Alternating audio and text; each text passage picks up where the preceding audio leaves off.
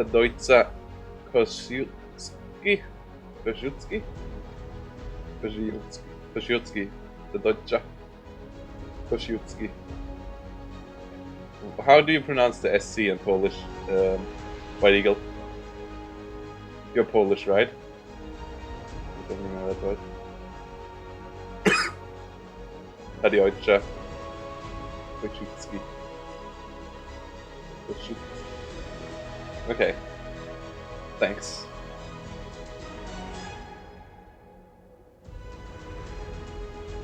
Shotty. 28 Jäger. And oh, Jäger Pioneers! Shit ton of Jäger Pioneers. Like, usually people don't like them. Stormjägers and Jäger Pioneers. Koszulski, yeah.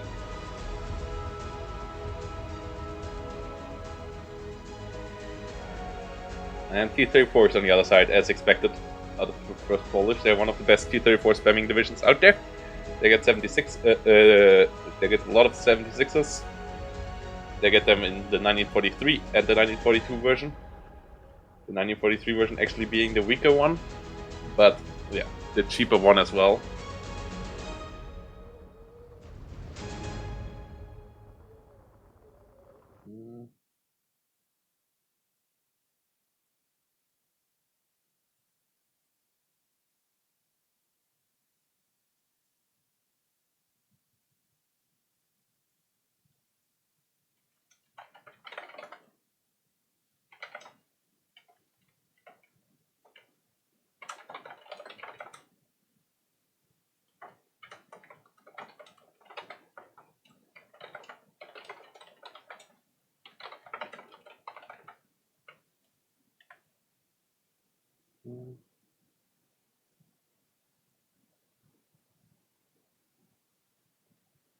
Okay.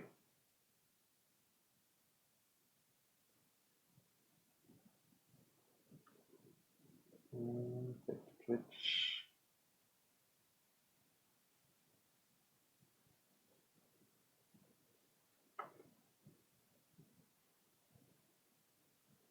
I will do another post, that's what I'm doing right now. Waiting for them to finish, and then I will pause again, and then we'll talk about what they're doing.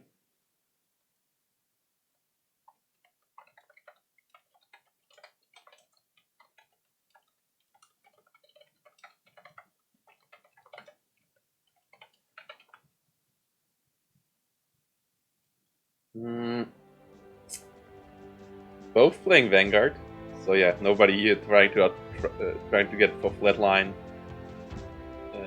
But also not liking the Maverick income, if I remember right. Or at least he doesn't like it for the Polish. I played him with Maverick, I mean. And no one playing balanced. As yeah, I think both of these divisions are relatively aggressive. So against each other, one of them could be played balanced, I think.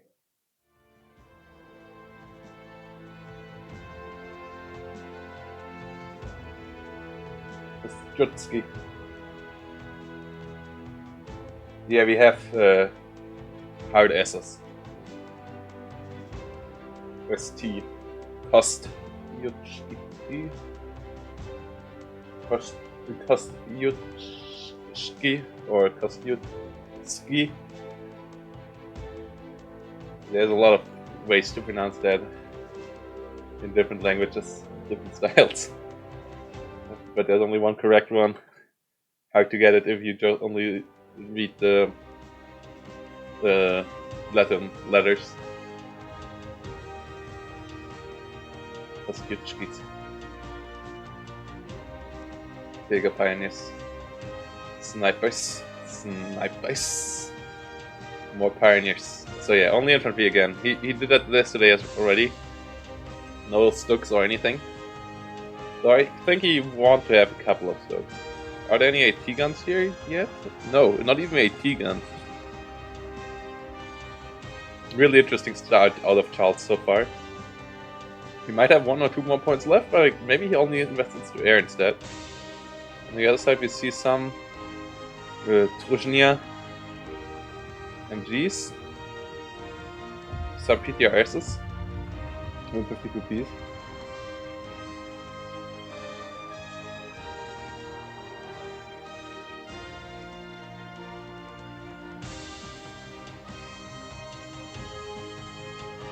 Hey, Kato.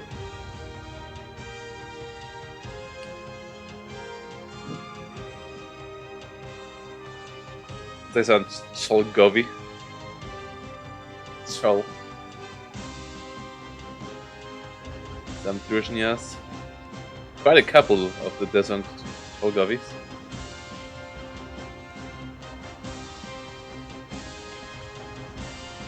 Same in the south. So yeah, that seems to be his line infantry. You have some Saperzi rocks. Saperzi rocks are lovely. 2 DPs and a flamer, just so lovely. Some 37mm already, so yeah, he really expects the Jaeger spam, and I guess he will get it. Some Jaeger MGs as well. Together with the Jaeger snipers, both snipers, 2 snipers, 2 MGs. Okay, interesting start there. Yeah, really no AT whatsoever so far, and I don't think he has any points left. His infantry, well,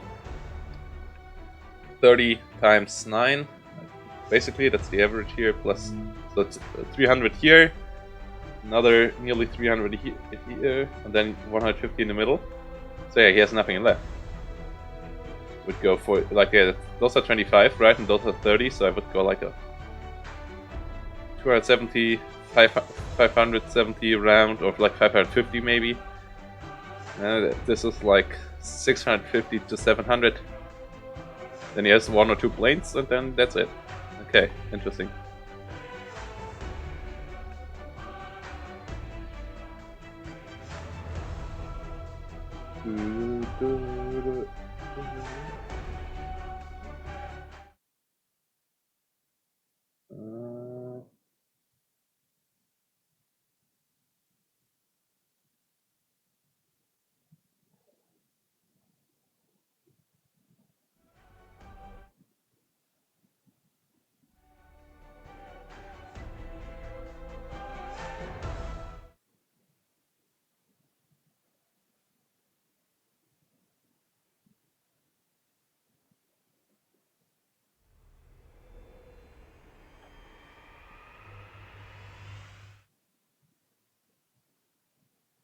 Okay.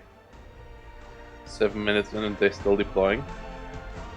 1 more unit in the north for Charles, so now it's everything he has.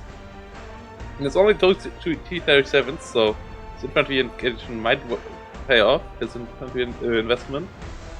But yeah, he really wants to win both forests strongly. The BA-10 cannot really stop infantry pushes, so, well, like, small infantry pushes can stop, but big infantry pushes like this don't really stop it. Interesting. It will be interesting to see if Charles can use the Jaeger pioneers effectively.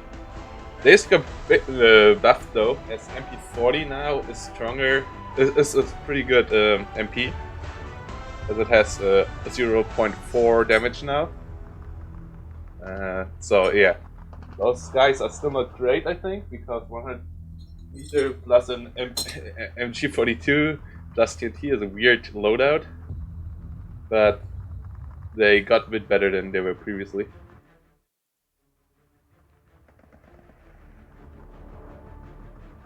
Yeah, he goes for the MGs instead. MGs and snipers are his long-range tools. Maybe he has all the IG cards in B. Could see that being the case.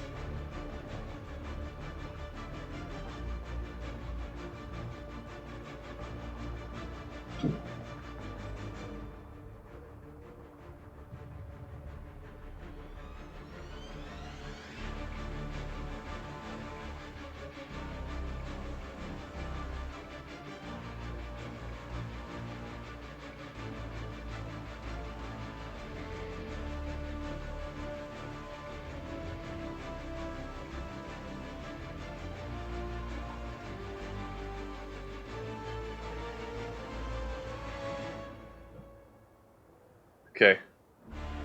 Still nothing happens. 10 minutes. Guess someone here went to the toilet or something. And the unit in the north is gone again. But Charles is really thinking hard here. For the first 10 minutes. And here we go. In the left side, in red, Frubblord coming in with the Polish, and on the right side in blue, Charles coming in with the 28th Jaeger. And let's see what the commands are. So, Frubblord going relatively aggressive in the middle. Defensive setup in the south around the flag and in the north. But yeah, only aggressive setup is for this area around here. And he should be able to get that. And Charles, surprisingly defensive with all the infantry he has. So let's see how this works out for him. Let's do double speed. Getting will go down to single speed in a second anyways. When we get caught up. And yeah, that should go back to single speed in any second now.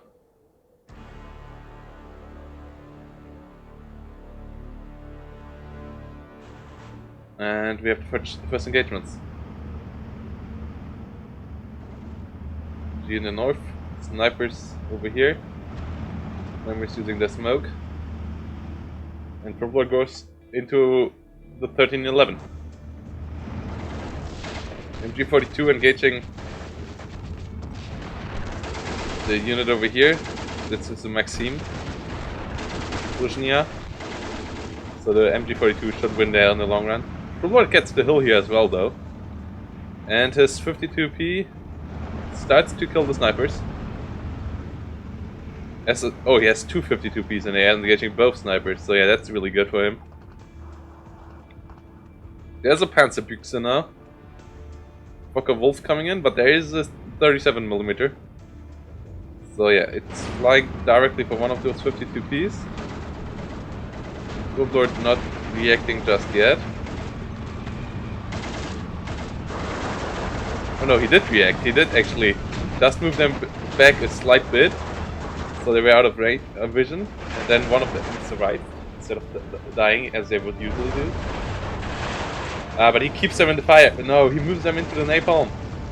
Didn't realize it's a napalm plane. He moves them through the napalm. This one my unit there. Jaeger MG starts to get killed over here. Never brings Frubblord to a 15-9. Yeah. Gets to 59, I might even go up to a 16-8 here. Stormjägers in the south. Dejan Sholgovis. They're pretty much Tanko Stanikis. Pushing forward. But Stormjägers are dangerous. Can be real effective in killing these units on the move. And yeah, Frubblord realizing that. Losing nearly one spot there already though. And Charles following him up in a bit more than 100 meter reach. They can kill one off.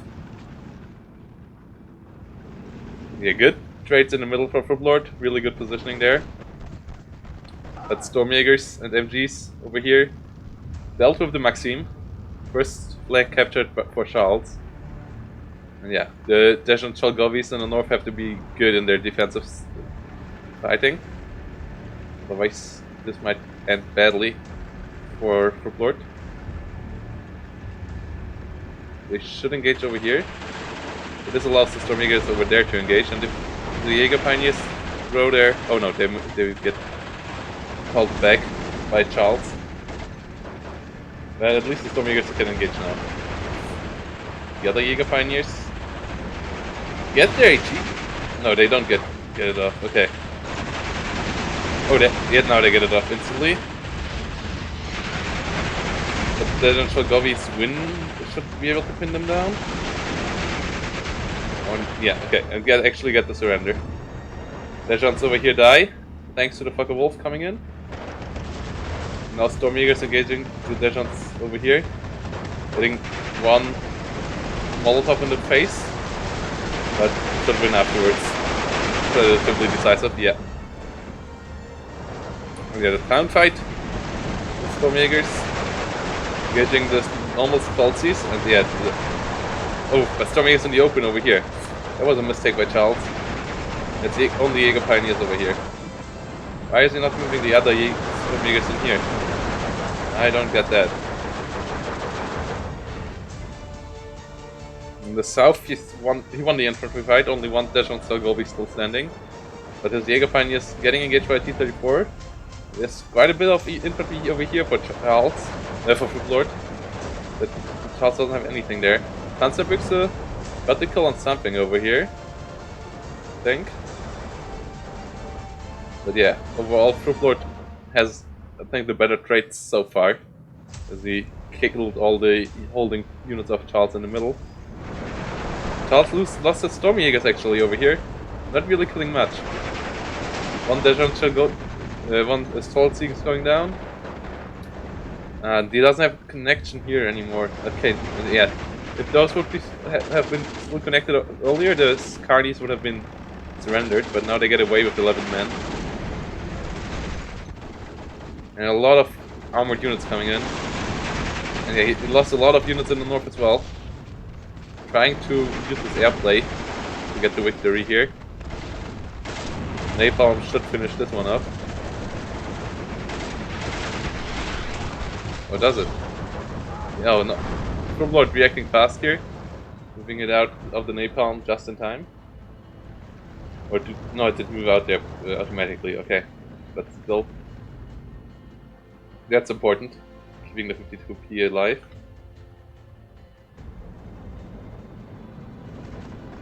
As it can now pin the Stormjägers over here to try to get the flag back. Back to 1410, so 1311 at now even. So yeah, Charles doesn't take down too fast, but he needs to get good trades.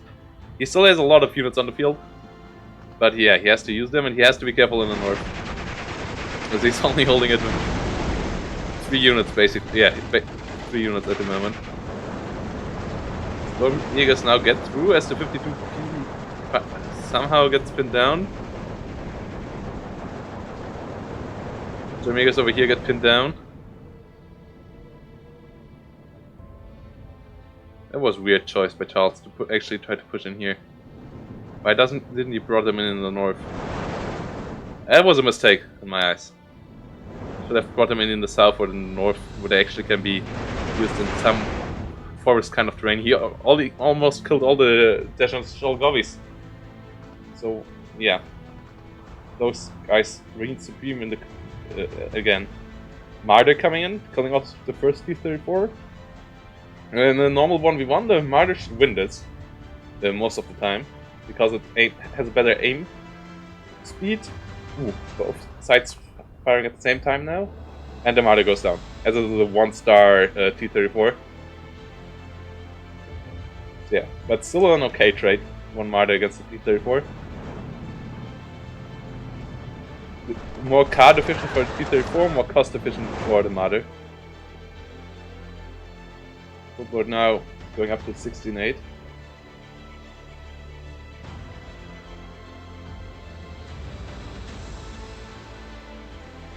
Both need to win to get through. Like, none of these guys can allow a tie or loss to happen. Both need to win to get through. Well, Charles, if he gets a tie out of this series, he still can get through with a win against Pixie. No, against Zizi, but I don't think he wants to risk that. And even then, he's not safely through. If Frubblord ties, he's pretty sure out.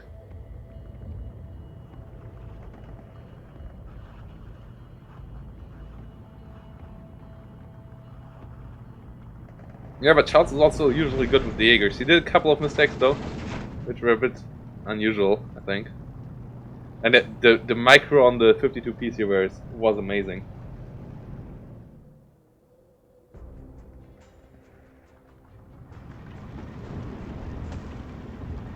That was a weird rocket. Yeah, those IG-18s come in B phase. No, it's still A phase. Wait, where have they been? The unit combo out of Charles was weird. all game through so far. And he's in a lot of trouble now. Because his whole north is collapsing. His middle isn't that well either. And there's an IL-2 now coming in. Trying to start to deal with stuff. The IG is in a weird spot. Yeah, this IG has to run for its life. Salty's going for it. Yeah, those Stormjägers. I don't know what those all those Stormjägers did here. You don't want to have them in the middle. You want to have some normal Jägers here. Or, like, yeah, some IGs. But why the hell bring Stormjägers in here if you could win the north or the south of them? I think those 4 Stormjägers could have ravaged the north. And instead they just ran into 52 Ps and died. I think that's where he lost the game here. Because by now, I'm pretty sure he lost it. And 18-6 is hard. Yeah, you can check out the bracket buff with exclamation mark bracket Angry Bird.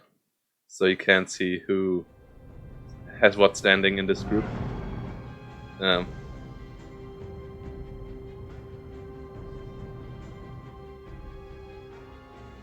Well, I don't think he has the money for the Mountain Artillery now, but yeah, like the IGs could have come earlier, or like a lot of stuff could have come earlier. I think. For example, also the Stugs in the middle. Why not run the rocket plane onto the T-34s? Well, okay, he kills the T-34s anyways. Doesn't kill the 52P though.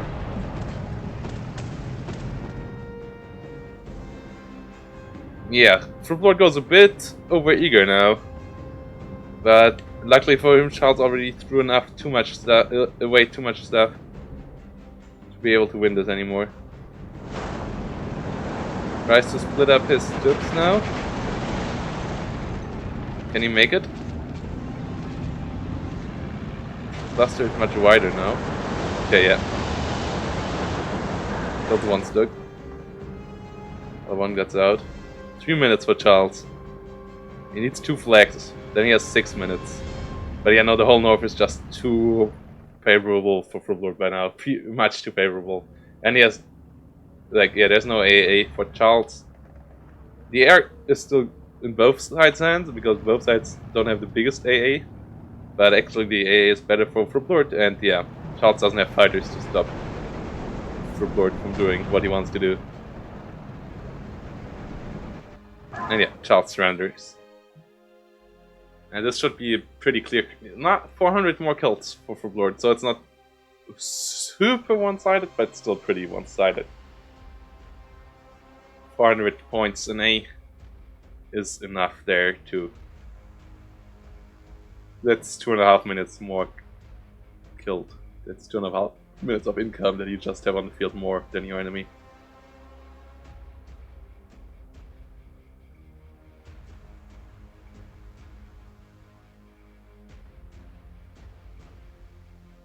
Well, I think the rocket planes weren't a bad decision, but yeah,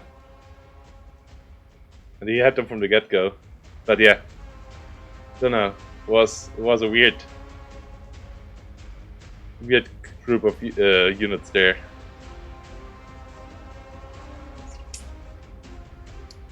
Let's see how it goes in game number 2. He can come back here. I mean, he tied against Pixie, so he's for sure a good player. He also tied against Lossa. But everyone tied against Lossa except one person. I might cast those games later. Yeah. And then there's a lot played his games against Enemies Forever today. And yeah, those I will cast later on maybe as well. If I don't cast Ludo yet live, if they don't play. Otherwise I will cast that.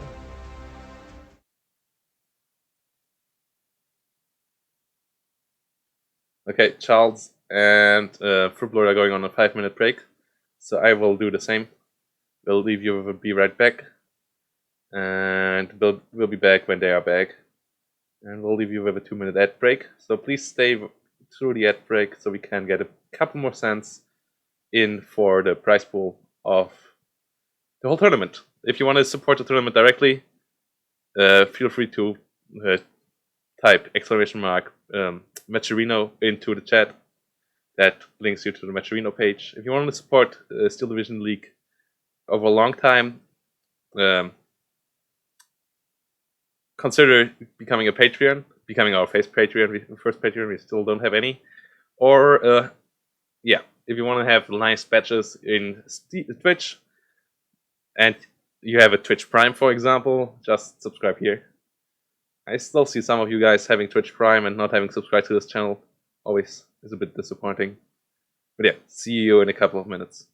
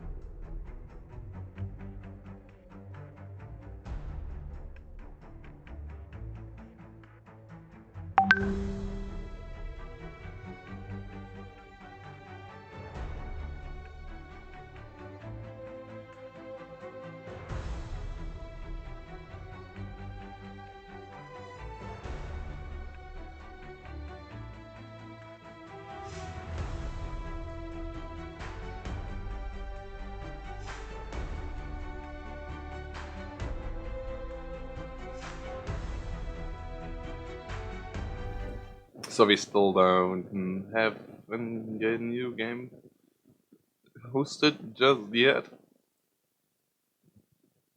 Still waiting for that to happen.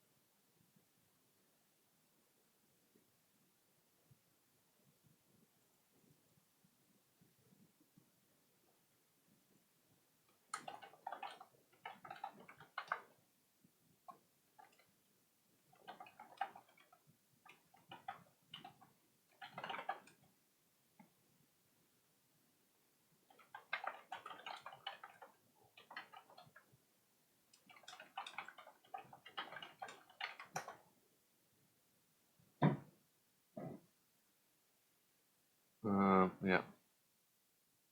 Waiting here. They say lobby's up now? Okay, they're doing bands now. Okay. Which map did we got? Oh,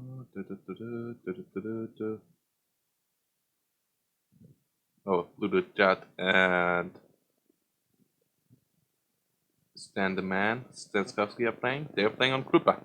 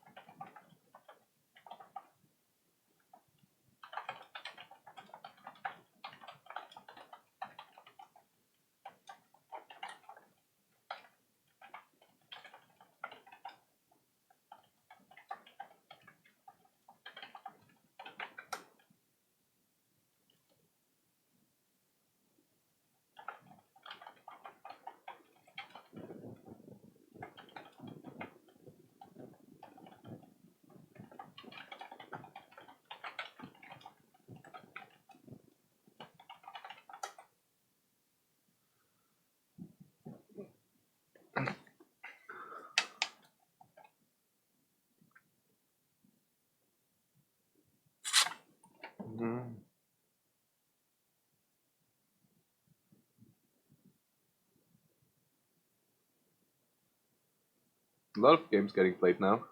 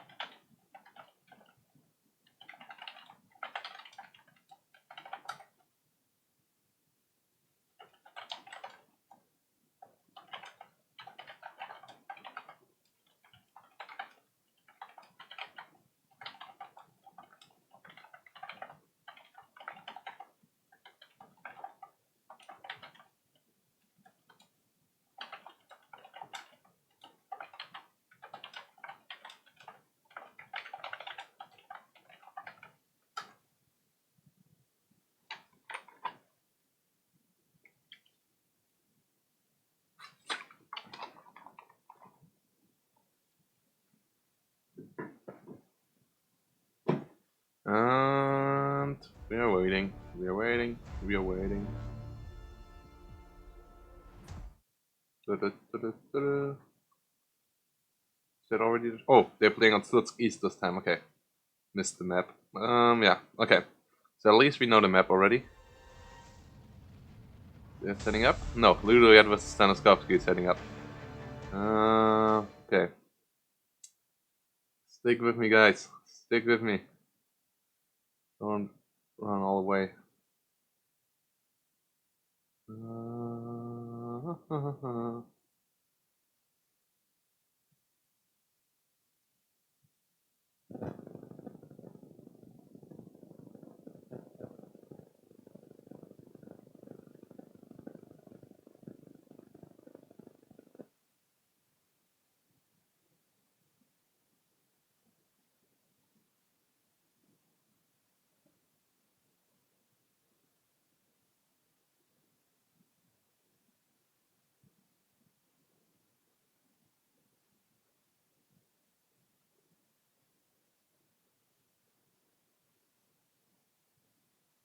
Okay.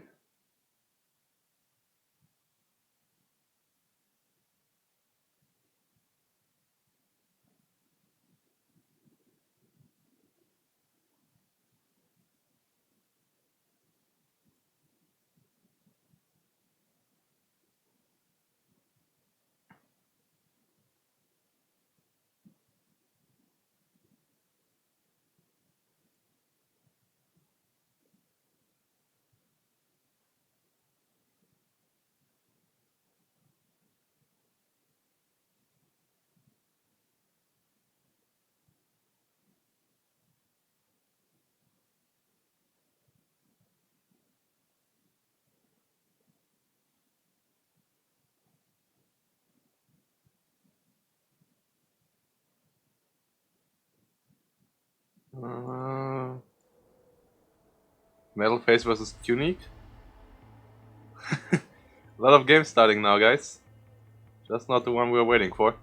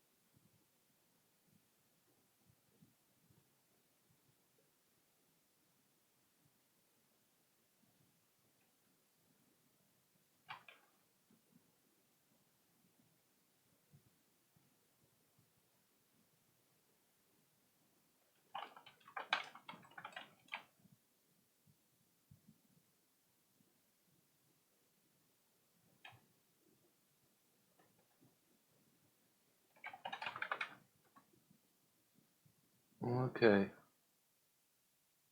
About to start. Oh, that's interesting. Okay. Lobby up. Lobby up. Lobby up. No. Okay. That should be up in a second. Still not. Okay. But we get back into it, guys. I'll give you my. I'll show you my lovely face in a second again.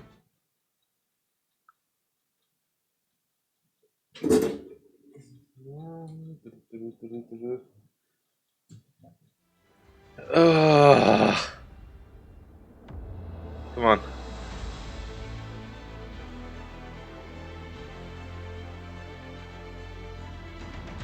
So yeah, here we go. Still around here. About to start.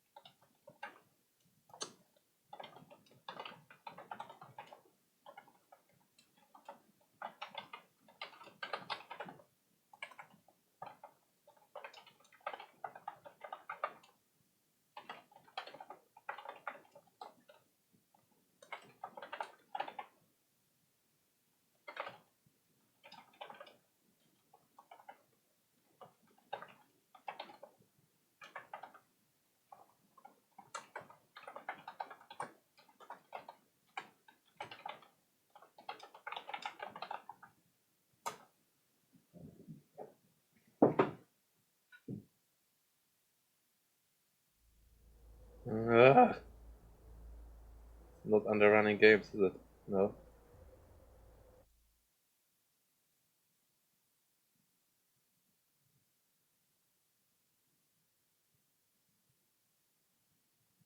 Ah, tudum. Tudum.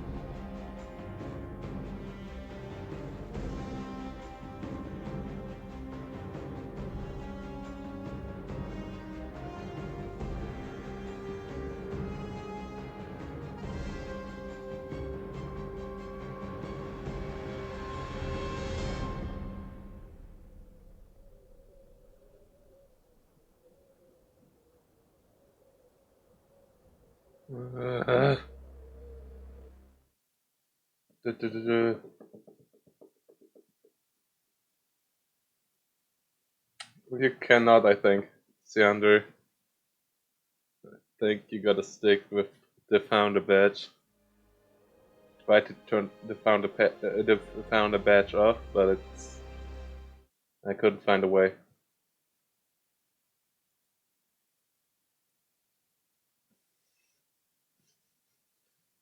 So, any of you guys think we should prolong the group phase for 1 week because of the coronavirus? And some people not being able to play.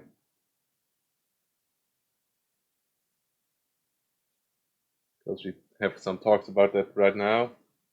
And yeah, your player's perspective. Because I don't think so. That we should prolong any more than the normal date. It sucks that some people cannot play, but it's like, don't think it will get better anytime soon with coronavirus. And yeah, it's not affecting as many people that would be like totally breaking in my eyes. But if you guys think we should prolong it for 1 week, and if the guys who are affected by coronavirus might be able to play after that week, we might do that.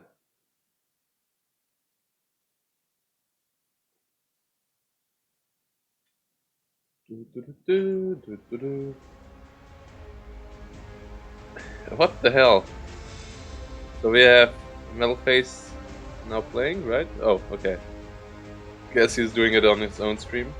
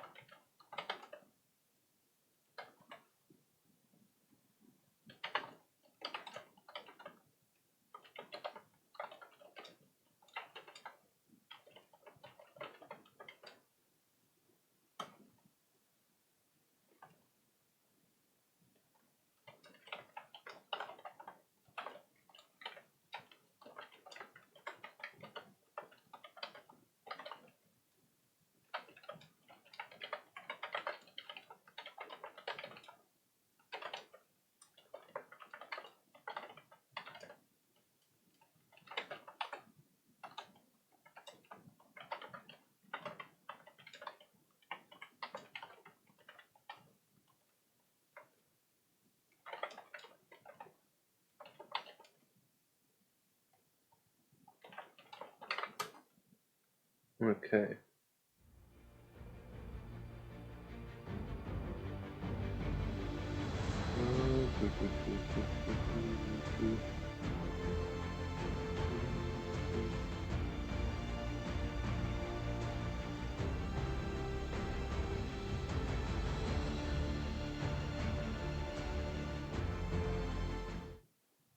Mm.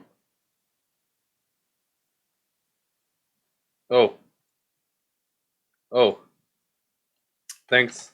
Go ahead. Updated. Didn't update. Okay. Yeah, now it's updated. Thanks. Go ahead for pointing that out. What the hell?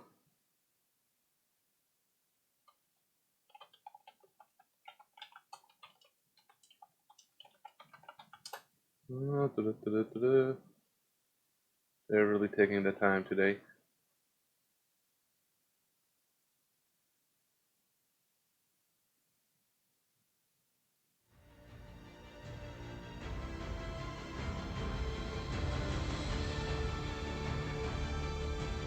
Is it bigger than 2v2? 1v1? No. Can't be bigger than 4v4, right? You know, it's... Wait, they started already? Ah, shit.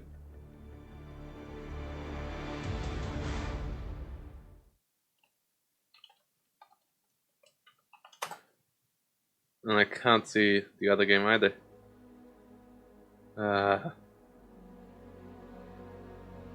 Frubblord versus Damaskowski. Okay, if we can't get into Charles versus Frubblord, we will jump into Ludoyat versus Stanislavski.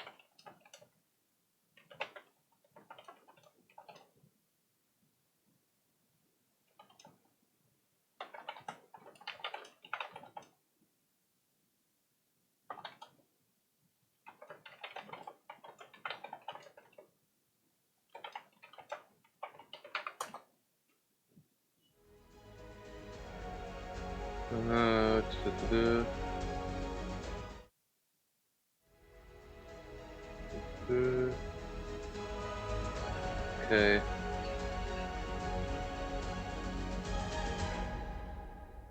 Oh, this is sad. Uh,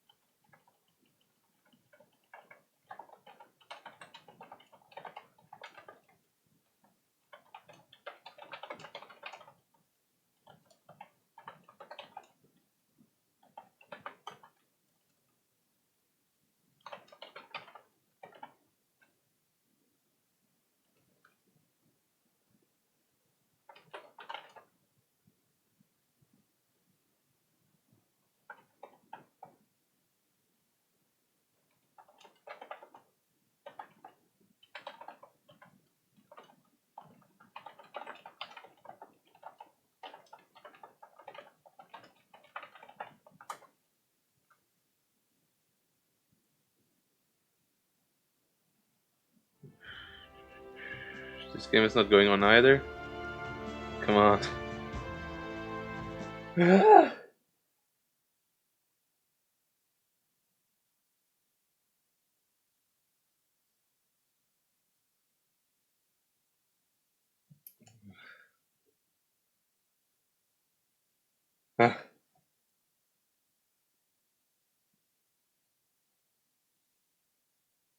We at least can listen to. We could at least listen to what Frubblord is listening to because he's listening to Spotify. Couldn't connect that with our Spotify.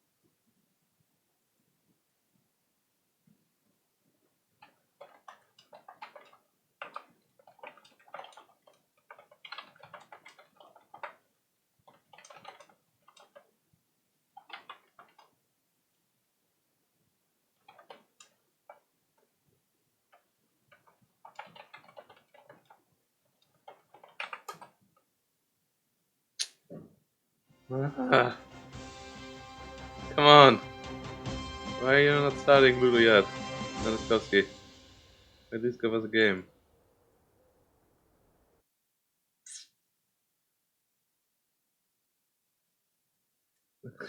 I thought any of those games would start anytime soon.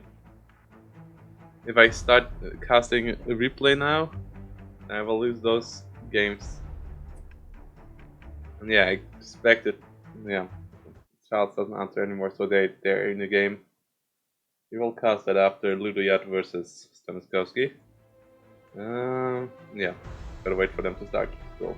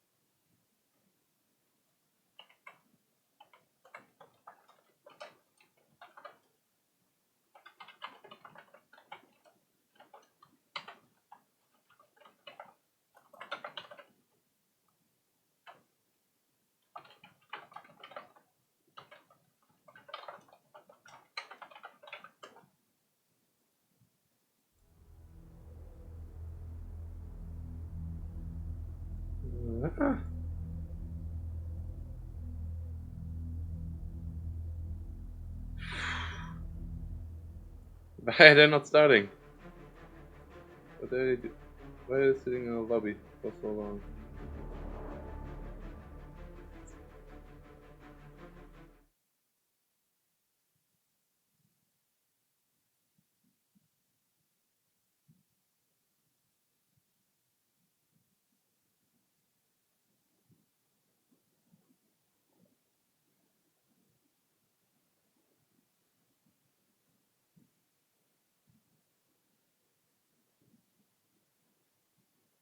No, it's not backed on my end.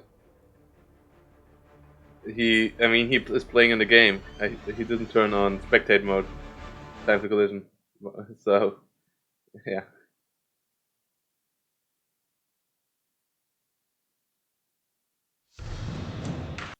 There's Ludovic versus Staniskowski, but they're not in the game.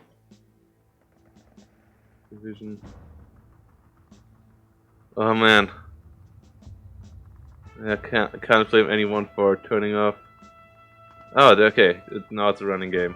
Okay. So we go with Ludovic versus Staniskowski.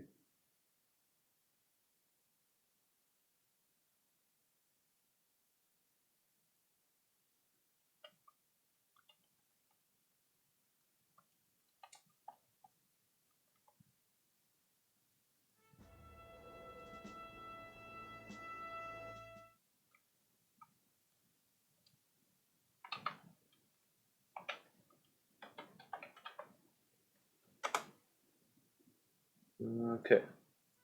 So, we have Staniskowski with an American and a Polish flag as the good old Krupa Viborg, or not old, the new Krupa Viborg, and Ludiot as the good old Penciler. Yeah, you can really say that.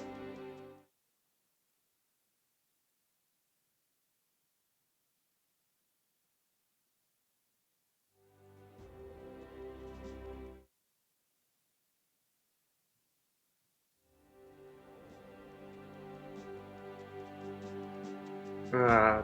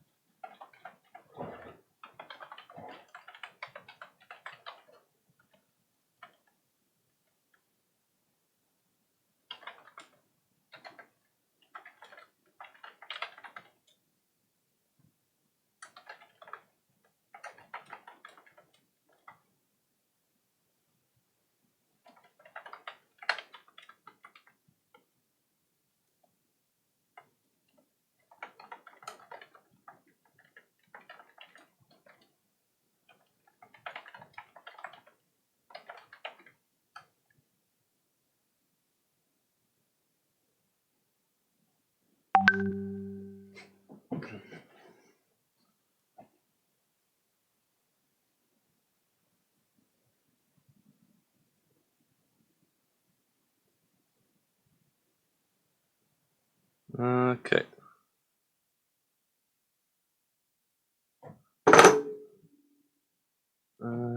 Da-da-da-da-da.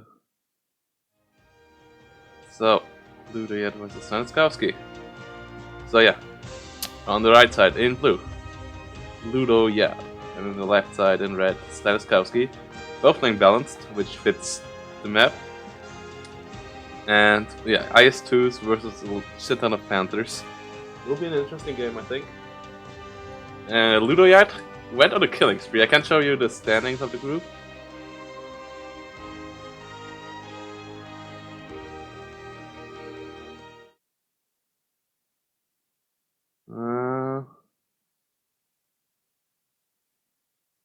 So yeah, we have no. That's group 1. Group 4.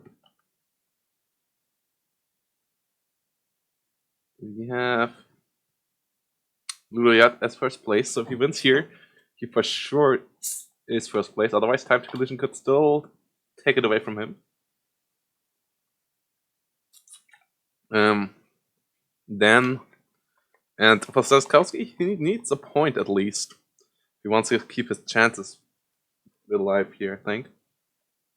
Or, well, his chances will still be alive, but yeah, a point or a victory would be really good for him. A point would be pretty nice. Give his chances alive to maybe catch Vasily. Who was his loss again?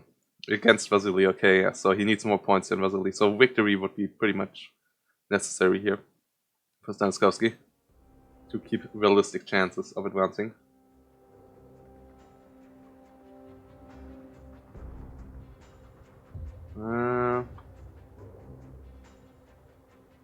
So yeah. Damn, beat up around 2 to 5 viewers. That was harsh. That long pause paused upon us.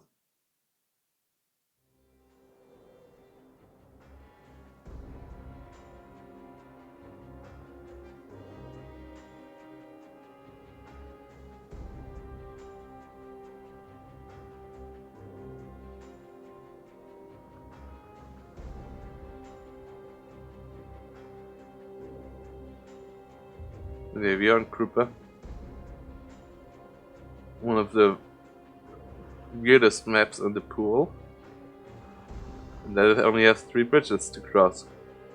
But every infantry can cross everywhere, but yeah, if you want to push with armored units, and both of these guys want to push with armored units, pretty much, you need stuff. And yeah. But on the other hand, Staniskowski will not have any sea-phase cards of infantry.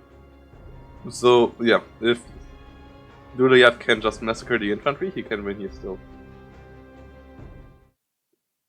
And Panther G's can't stop them. Panther D's not so much, but Panther G's can do the job, and you just gotta get them in the right position, I think. And then do the...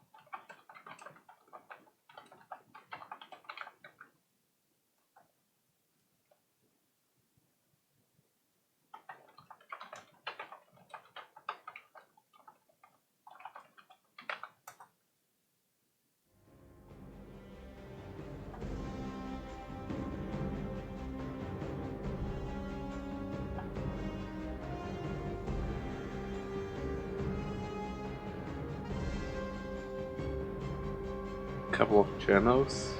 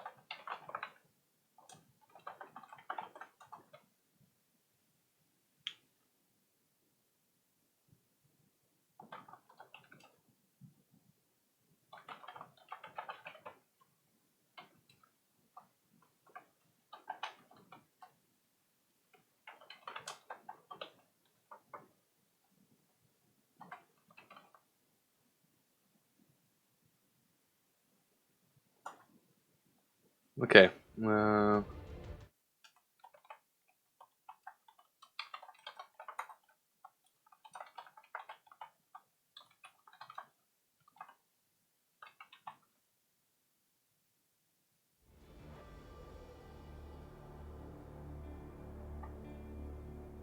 Do they? I haven't played Lair in a long time.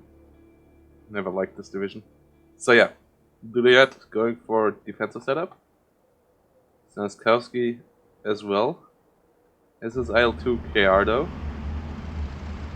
This is a helpful tool to stop some infantry from deploying. But maybe force some units out. Okay, he goes for the flump weapons over here. Let's see if Ludoyat reacts in time. Gets one Panzer Grenadier killed, other one unloaded. L2KR will not go for the other one.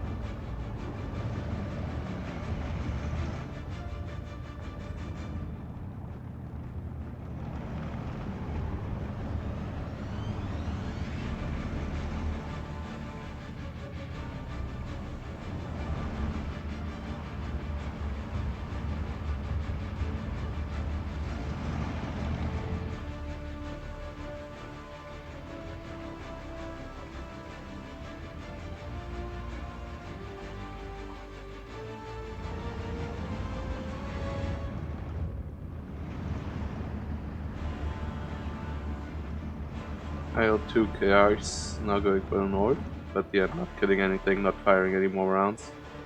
Ludo not yet, not just only moving now again, but yeah.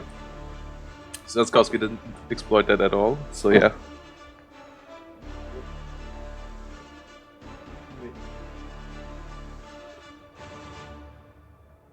Ich kümmere mich auch gleich um die Küche. Ich kümmere mich gleich um die Küche. Okay.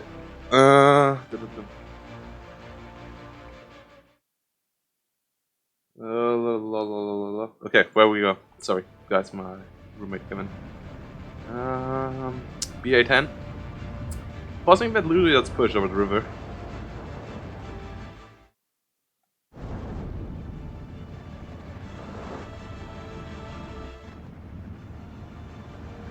But yeah. Staniskowski trying to force.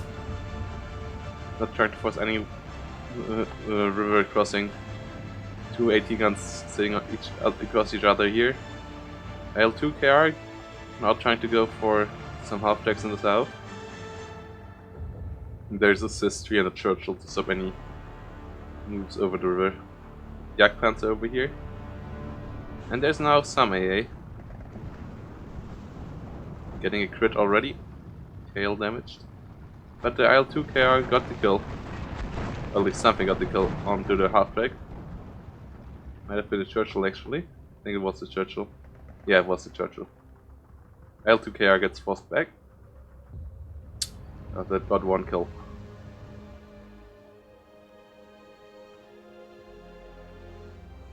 And the Grenadiers coming in.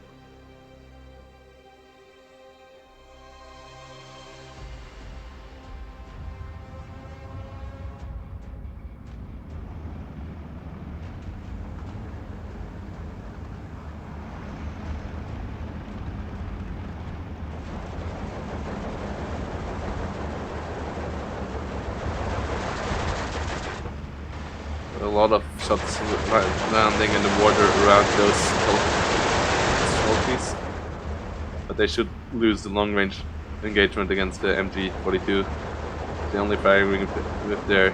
well, they're salty DPs, so they're firing with 2 DPs.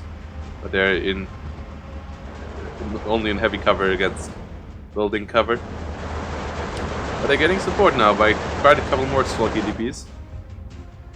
A lot of different infantry cards on Ada already. It's the Ognos, it's Rodredka, it's Chernos. Oh no, it's only Chernos and 12 HDPs, I guess. Okay, that's fine.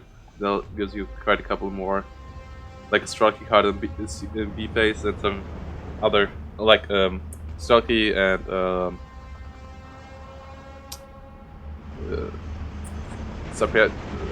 the Pioneer ones. Darn, I just don't get the name right now. But yeah, I think overall Ludovic could have a bit more infantry. If he has a C or even 2 C phase cards, would help him out. I expect at least 1 C phase card out of him. Of Panzer Grenadiers.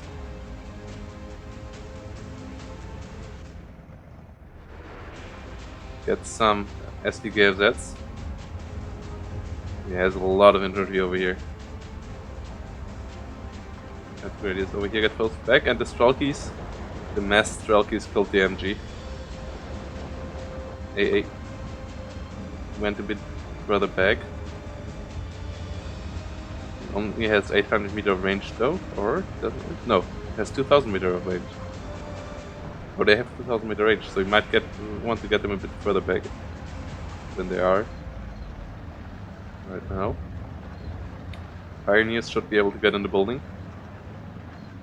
Or are they? Might actually get the halfback killed. Nope, all out of line of sight. Okay. Yeah, it allows the Pioneers to get into the building. And they can throw their kitty charge over there.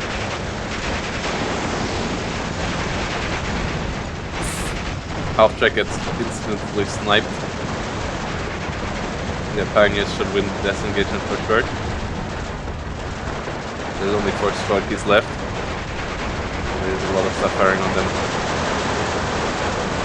Yeah, they don't have any CQC weapons. DKFZ engaging the BA-10M. Gets killed with the second shot. But wait, okay, it got up there, okay, didn't get killed there. Panzer Grenadiers engaging channels. Losing the engagement against 3 channels. But yeah, with channels now being 20 points, it's not as easy to spam them in super big masses. It's still spammable though. Ludoyat having his Panzer Grenadiers here. Being engaged by the Churchill. With its 2 Penna MGs, I think it is. Beza MGs. And yeah, in the north, Strelky and channel spam out of its Vyborg. So it's actually an infantry spam here. This is not the usual gameplay you expect out of a division that is famous for its T-26s and its IS-2s. But yeah, a lot of mortars and a lot of channels and Strelky DPs. Luria doesn't get the masses of Panzer Grenadiers in the right spots that you need. Gets an MG and another Panzer Grenadier coming in. And we also have to see if they can actually change the tide. Tries to push in the south, but there's a lot of channels here as well. Needs a couple more smokes popping, I think, to help out there. IL-2KR gets forced back, but shouldn't get killed. No. Gets out there. Would like to see the Jagdpanzer engaging the Churchill. Brings in a mortar. That's a good investment, but he has to watch out. He might lose the north here anytime soon. If he isn't careful.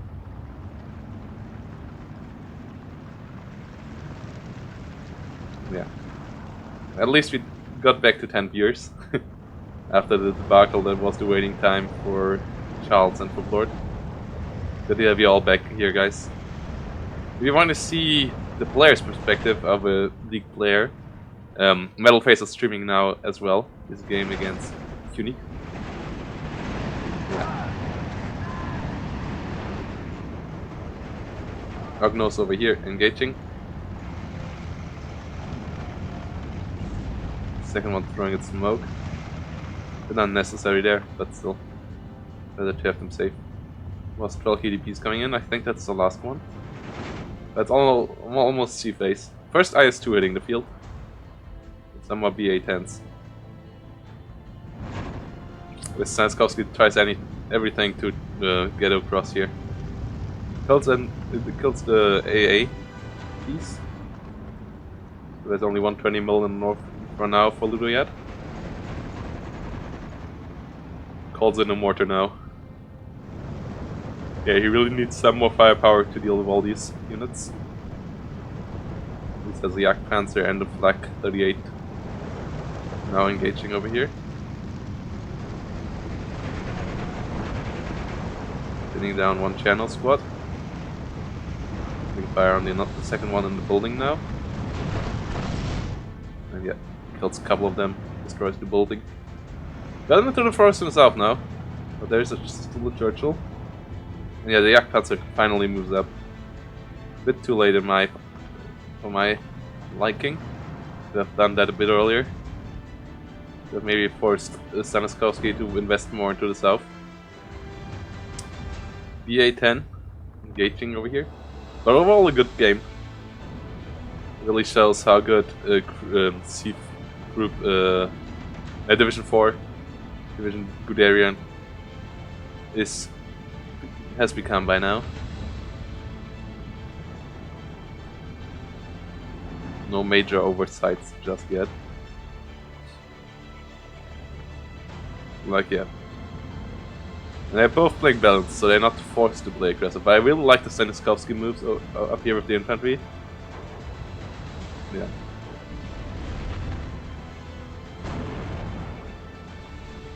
Mortars coming in onto the SIS-3. It's falling back. We've got a Grenadier and Pioneers moving on over here. Stanskowski not opening fire with his channels. And yeah, if he opens fire, these channels will get pinned down pretty fast. Brings an IL-2KR instead to do the pinning. Yeah, in the north, Ludoyat tries to hold the infantry back with its own mortars. Stanskowski's mortars now used all its HG rounds. As they were really liberate with their fire, permanently firing since they were on the board. IL-2KR did a good job pinning most units. Pioneer's still out there though. And he gets support from another Panzer Grenadier. And then SA gives that. Pioneers, Panzer Grenadiers moving forward without the Flammenwerfer though. Could use those, I think, as well. Nice attack move out of there, with kind of a creeping barrage. But a PA2 of Stanskowski might end this push. Yeah, the 20mm rounds arrived too late.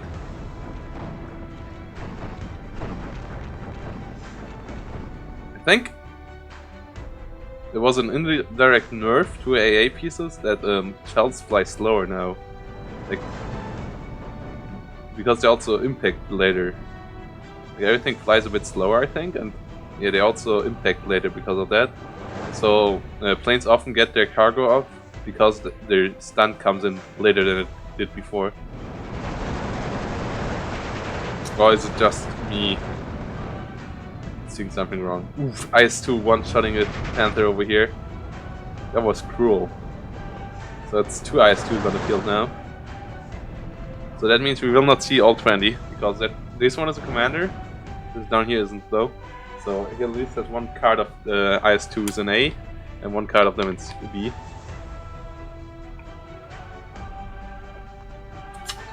So at least the ultimate meme will not happen. Yes, he's one C-phase card, maybe 2, which is still an outstanding number of.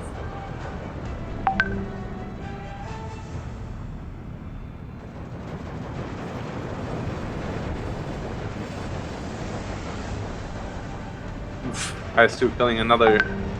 Yeah, Luriat wins the infantry engagements right now, but he's in a lot of trouble when it comes to tank combat. Yeah, P2 coming in, gets its loadout up again before it's being stunned.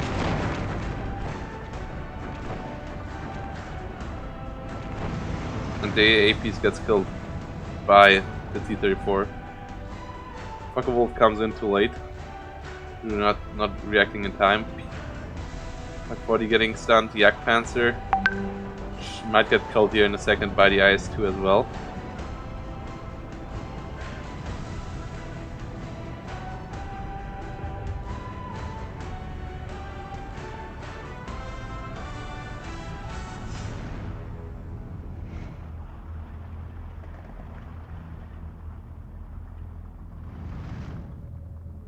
Panzer Grenadiers coming in the north.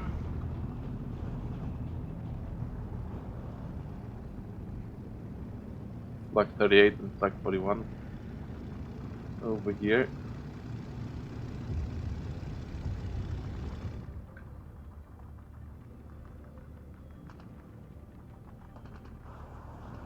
Another IL-2 KR comes in.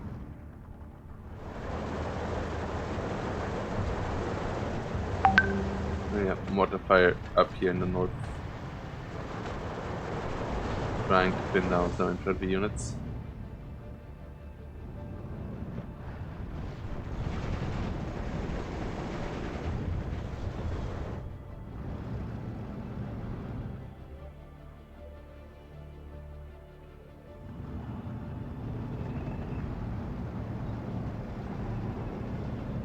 Yeah, the slaughter of the IS-2 down here was really bad for Ludoyat. I don't think he can keep the 13-11 for too much longer. Though the game isn't lost. He's still not in B phase, so the big amount of stuff hasn't just come in just yet. And the D coming in. But yeah, he doesn't have the masses of Panther Ds. He needs to deal with IS-2s, 43s effectively. So that's a bit of an issue there. You need quite a couple of them, I think, to effectively deal with the IS-2s. Like 3 or 4, and then you, for one IS-2, smoke off the other one. But yeah, that needs time to build up, and then yeah, you just not allowed to throw away them single-handedly. Water fire in the north reappears, this time with smoke rounds though. They get off the final ammunition storage. Then the infantry, I guess, will move forward. Yep, good move there by Stanskovsky, getting some utility out of mortars, which are out of supply. Maybe he has all the supply. He could have brought in a supply card in the last 7 minutes, I think. In the north would have been worth it. Maybe he doesn't have them in the B phase though. Rather have some 8 supply card in C. Or the balance stack. We will see. A lot of autocannons and normal MGs firing around. Black nearly survives there. Goes down in the end though. Counter Grenadiers arriving. And yeah, the Panther went down again. And Flag 41s for sure don't deal with IS2s. Or, that's the caster curse hitting right there. Okay, Flag 41 dealing with the IS2. That was the caster curse hitting right at the right time. Ouch. I'm sorry, Stanikowski, that I cursed your poor little IS2 there. That wasn't really important for Ludo yet, though he has to do that a couple times more often there.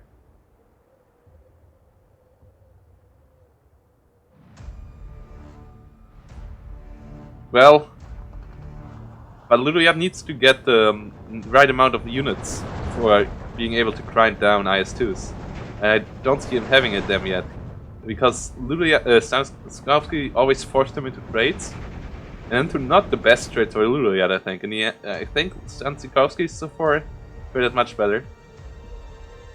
I'm happy he didn't play that well earlier when we met each other. Because I played him earlier today. And I pretty heavily rushed him with... Oh no. What? You're still there, right guys?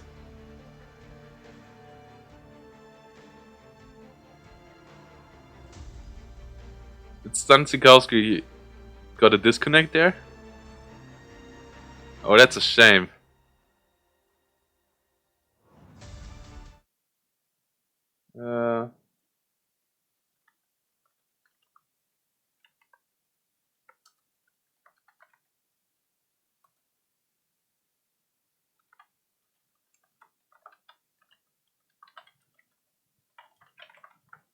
Is it just me?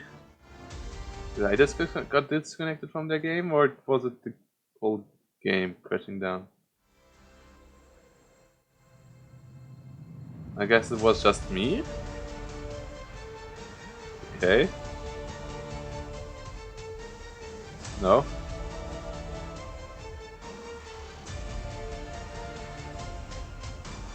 Ah, okay. They restarted the game. Because there was a crash. Okay. Fair enough, I think. Yeah, same income, same stuff.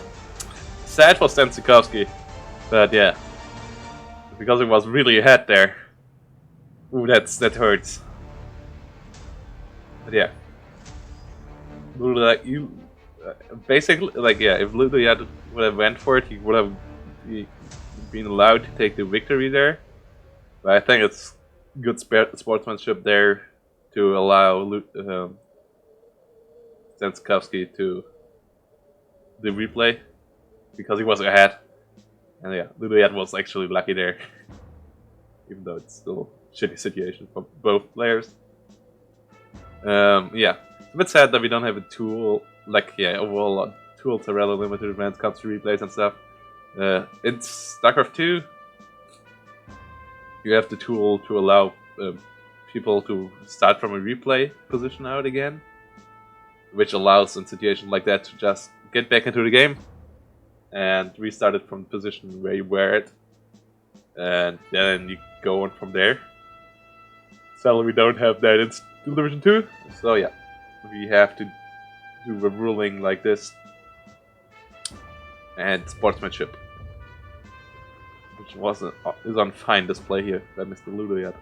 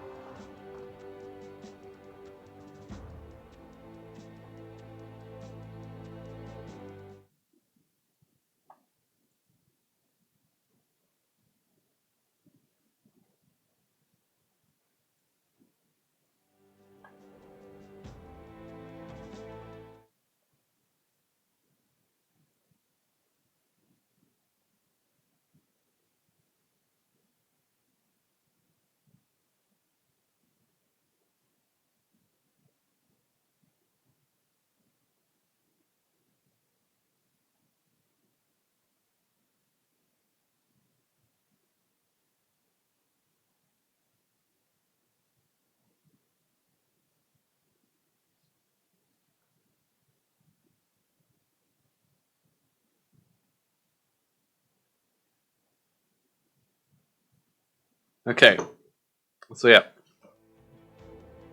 They actually changed sides. It's actually Ludiat now on the left side.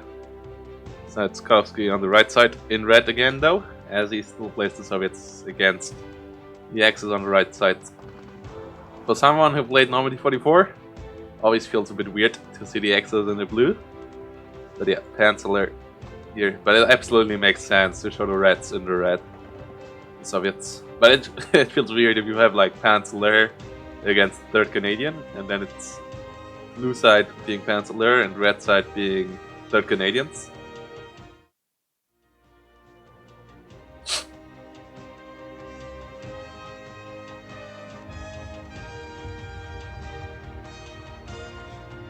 Was it? Yeah, well, they're in game, so I cannot talk to them right now. But yeah, that might help. You might want to point that out to him later in the league group. White Eagle.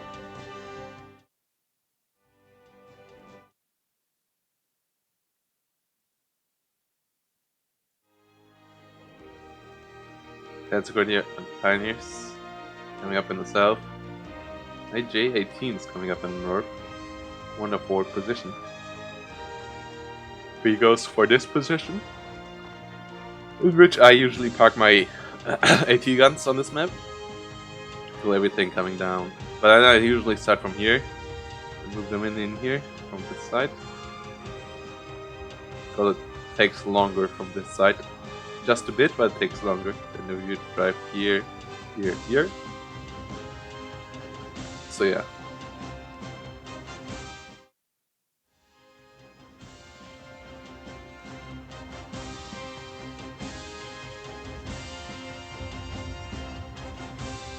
So the channel's over here.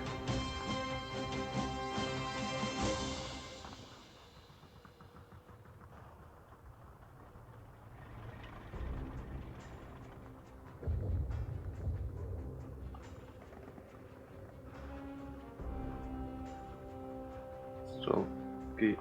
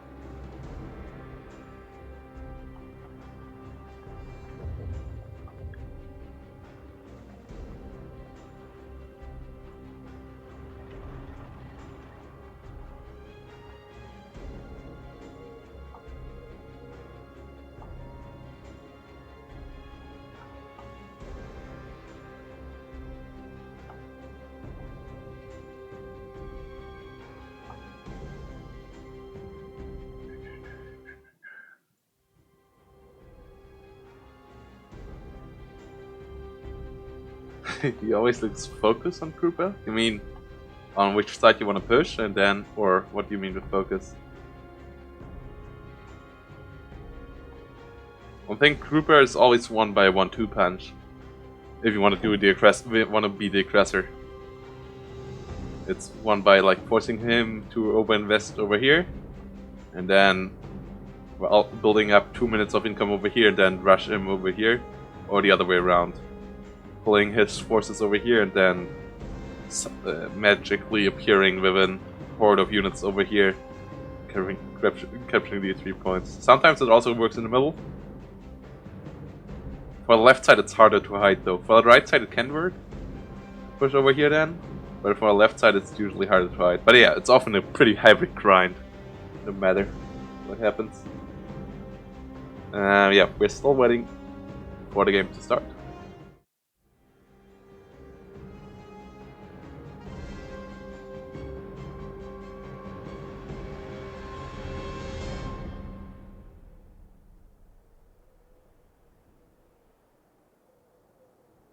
And yeah, while that happens, we can have a look at the Dow Jones. And the number. Okay, no, we are finished.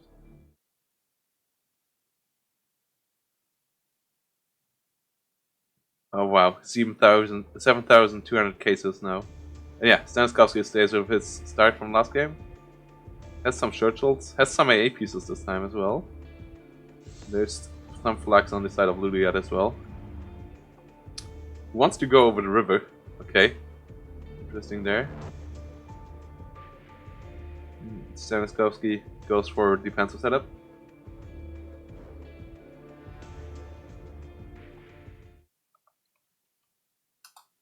And the Dow Jones went 12%. 12% down. Okay. Fuck. DAX. Where's the DAX at the end of the day? Okay, the DAX only closed with 5%. Dow Jones down 12% in one day. What the hell? Actually went up earlier today and then it went down, plummeting.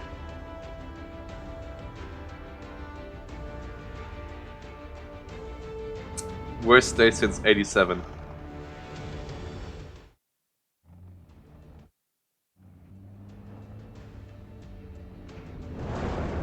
Okay, so let's see if if it goes that badly for anyone here, losing 3,000 points. I'm pretty sure we will see one guy, both guys losing 3,000 points here, because yeah, those guys seem to be pretty evenly matched, and it will be a grind on this map most likely. And Stanislavski goes for the electric infantry push 2 electric boogaloo with his bulky DPs, but this time there's quite a bit more firepower centralized on his push. So once bulky DP nearly got killed already, second one also down to 3 men and forced back. Yeah, his channels shouldn't be able to get the push done either. V810's engaging on some Flamen Rippers. The SDKFZ, the mortar half attack might get killed. Panzergrenadier is still standing in the back, that's a misplay by Ludoyat, but he doesn't seem to need them right now. Goes over in the middle as well. So yeah.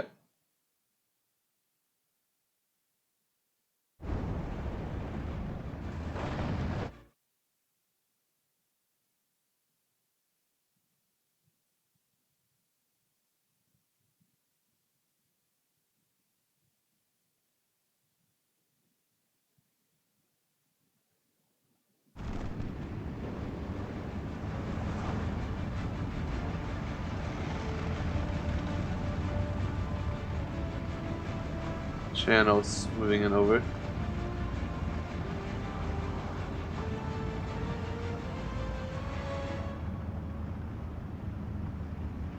Yeah, most bulky DPs, so Stanislavski doesn't lose hope into his infantry push. Hasn't lost hope yet. P2's coming in to finish off the units of Ludiat here. L2 push pinned down the 2 Panzergrenadiers. All played there by Stanislavski. And it seems like Ludiat only has 20 mil AA pieces in A. And then having Flak 41s in B face.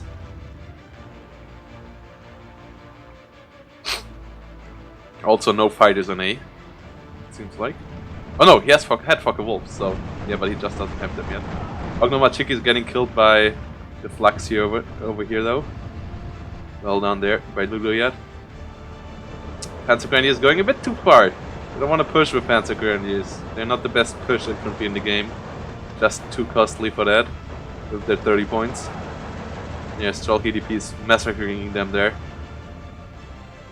They're one of the best, if not the best, defensive infantry. But they not the guys you want to push for the victory with. At least not in the early game.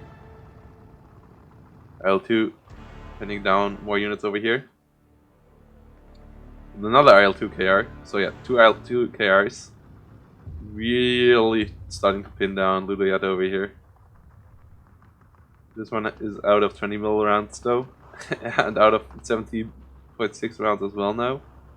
So it only has its, yeah, turret 50 cal, which cannot do anything. Or Dushka.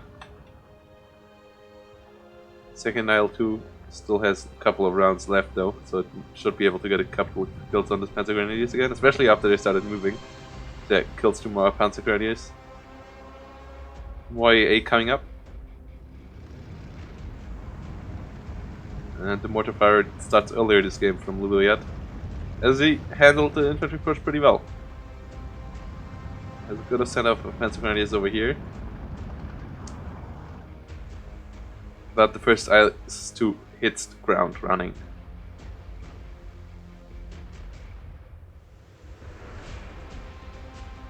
IL-2 coming back again and just in time to engage the moving Panzer Grenadiers again. They stop moving now, but yeah, they should go down. Yep, and there they go. L2 getting the kill, moves back now. Just in time to catch a couple of bullets of 20mm. Some Panzer Grenadiers coming up. And some more channels. And over here we have a channel with Panzer Grenadier battle as well. Which should be able to be won by the Panzer Grenadiers, though some of them get engaged by BA-10s from up here. But there's also help from Pumas and SPGs at 250/9s. Pumas on paper are just much better than BA-10s, but BA-10s have a 10-round per minute fire, and Pumas only have a 7-round per minute fire, and both sides penetrate each other easily. The 100 penetration doesn't make any difference against the 15 armor. 75 does penetrate just as well. So, yeah. Even though the Puma has more accuracy, so if it hits with it has a better chance to hit with its first shot. So it still should win an engagement, but the BA-10 has a fighting chance there. So you don't want to rush your Pumas in there, I think.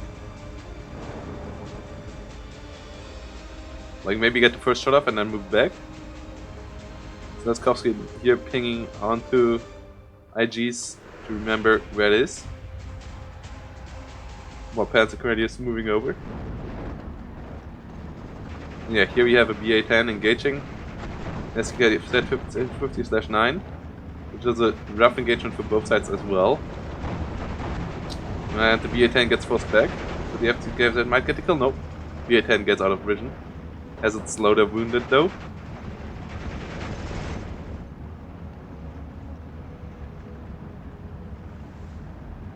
Water fire continues. Yeah, Ludoyat tries to push in here in the middle.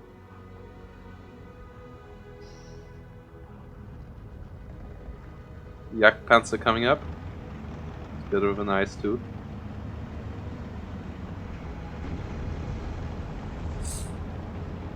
BA-10's engaging the AA pieces and killing both of Ludoyat. That's painful.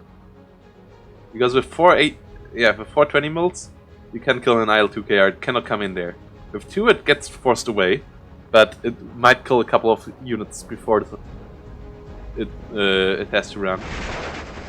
So that is really, really bad. Because yeah, now there's an IS-2 Camrodi coming up. Yeah, these will force back the IL-2KR, but it killed one Flammenwerfer unit, and yeah, it doesn't have to fear to die. Engine damaged over here. Yeah, 20mm shouldn't get the kill there on the PE2. Would have needed another crit or 2. So it would have needed to be really lucky there. With 3 or 4 20mm you can kill stuff. With only 2, not so much. You need 3 stars for that. AG over here blocking the infantry, but there's Churchill now coming up.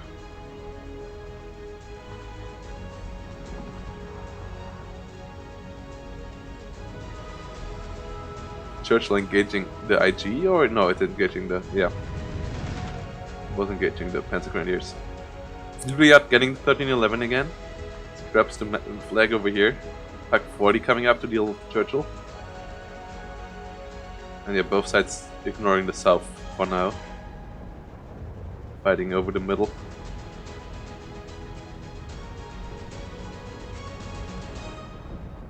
Ooh, no, IL-2 turns away early enough. Don't get killed here either. Barely a bit of black smoke, but the Churchill gets killed. Yeah, gets out.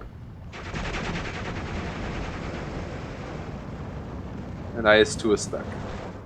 Doesn't do anything just yet.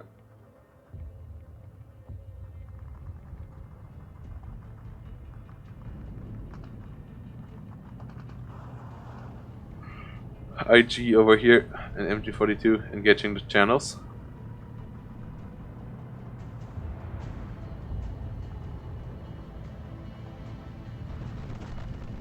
Doing a really good job there.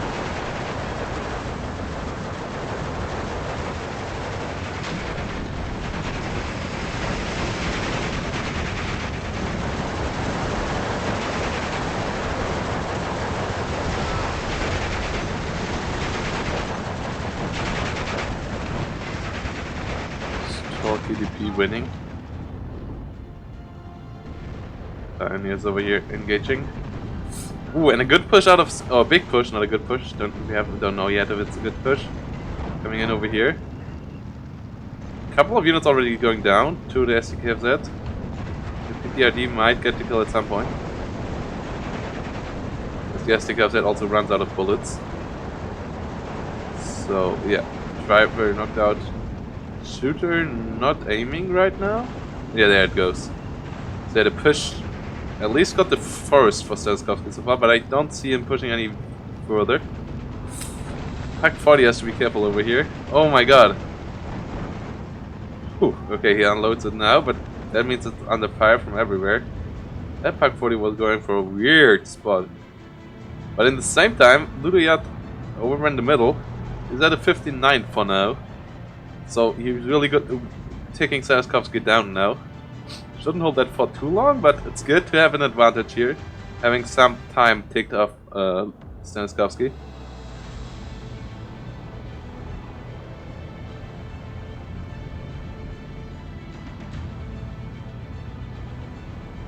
Yeah, Solki's trying to go for recapture the flag and get it. Get it done. And a lot of T-34s and a nice 2 coming up for the middle. Back to fill the gap. Not coming in over here. Churchill being engaged by Flak 38 and doesn't see. Oh no, cannot engage actually. Actually sees it but cannot engage because it's out of range of its MG. And it actually gets killed by a 24mm. CKFZ's over here. Kills the infantry as well. So yeah, the IS-2 is the issue still, but most of the other stuff is being dealt with. Pack 40 fired its APCR shells on the BA-10s. There was a bit of a waste there. They would have needed those APCR shells against IS-2, I think. Especially as he can get pretty close here. And yeah, a lot of T-34s coming in here. So the T-34s are not an issue as long as the Yakmaza doesn't get engaged by the Tiger. They can be dealt with. And also they're pushing pretty much nowhere over here. Well, but you don't want to run Panzer Grenadiers directly into them. Not the healthiest way you can run over the field.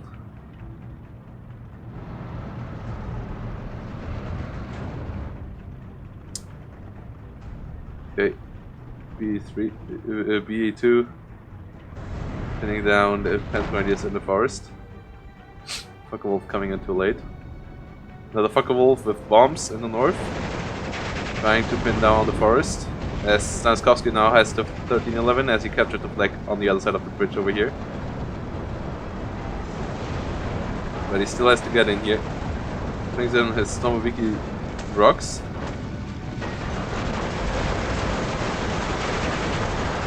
Oof, has to be careful. Don't want to lose them to hand grenades. Okay, yeah, gets them out. Gets the double flamer shot in. Stromoviki rocks move forward.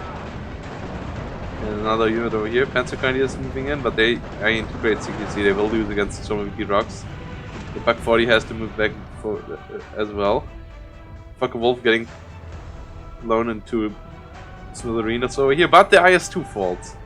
Killed the Yak Panzer earlier, but the IS-2 falls, so that's a good kill there for Ludoyat. Another IS-2 coming out. And another one in the north, so it's already 3 IS-2s on the map, but yeah, that's much better than 4. It's still not good though. Yeah, Panzer Grenadiers are not a good CQC infantry. You don't want to have them there. Like, really, not at all. More Flammenwerfers and some more Panzer Grenadiers coming up. The Fucker Wolf bomber run.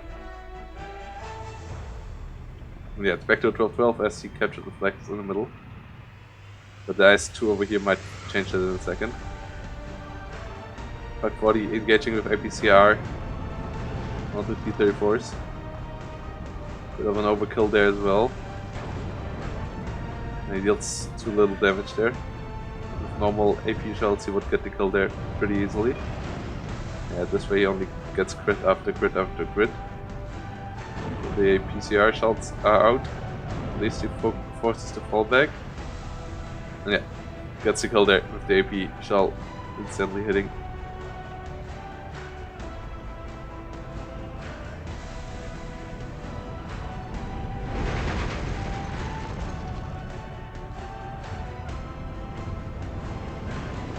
PCR shell flying onto the IS-2. Just trying to push forward. Golf trying its best to pin down the infantry units of Sanskowski. But yeah, there's 2 IS-2s now over on the other side of the river. This is a big issue, and there's no Panthers, nothing for Ludoyat. They traded pretty cost inefficiently in the north, and also not too well in the south, in the middle. Lost quite a couple of units there. Killed the IS-2 at least, and some T-34s and stuff, but yeah, it's still not amazing here. Another plane went down over here.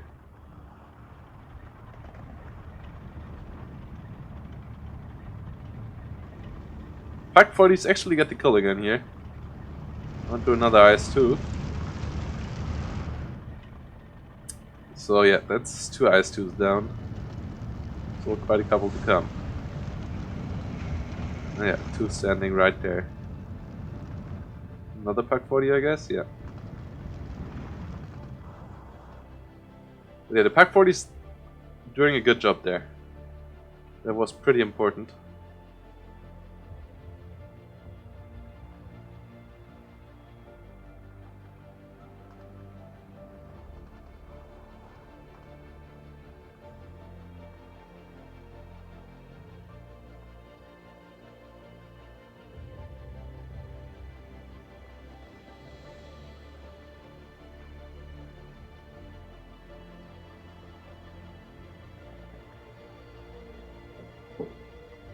IS-2 engaging Pak 40, and yeah, 2 IS-2s and a 37mm make short process with this. No, that's not how you say that in English. Yeah. Rack apart this Pak 40. And a lot of Strelky trying to push in afterwards. Yeah, Ludoyat has a lot of infantry, but no tanks whatsoever to deal with this issue. There's some infantry over here as well now. Realizes that it's not the best move to move in there just yet. My 40's over here forcing back the infantry. There's some Panzer Grenadiers, but there's mortars now firing on both Paks. I think Ludoyat is in a lot of trouble again, just like in the game that crashed previously. Hopefully that doesn't happen this time.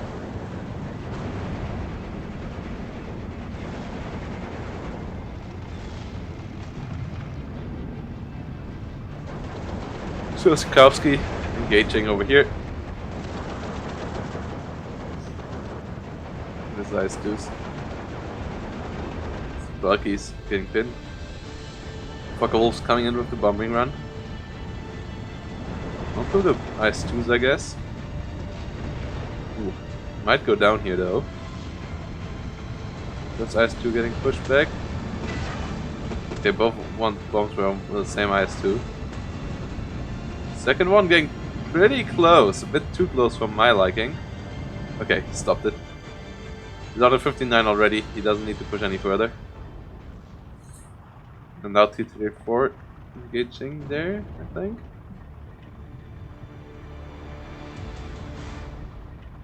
Gets the pin. Just get the kill there as well then. Puma and the Panther D coming in. Panther D actually moving in over here. A couple more Panzer Grenadiers in the north. 40 over here is still alive. Panzer Grenadiers have to be careful.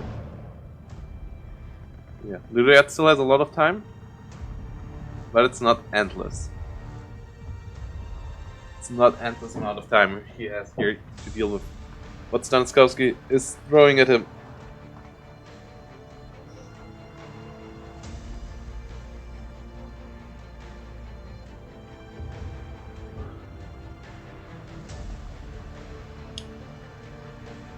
See a Panther D and a Puma.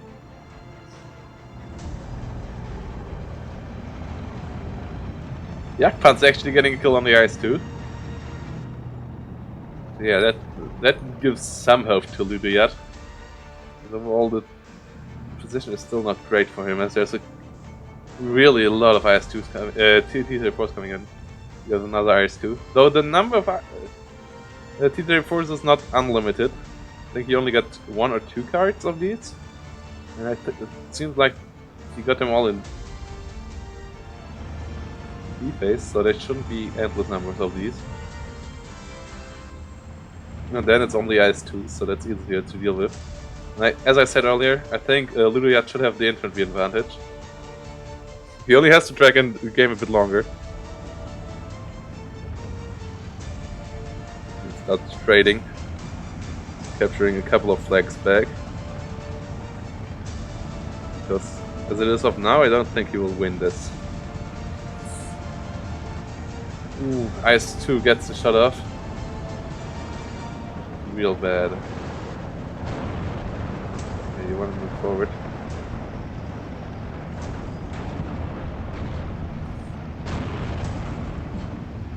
Fuck 40 over here engaging the infantry, but it's the T-34. It's again with APCR. APCR again not turned off. It's a bailout at 1. The third stuck on its second.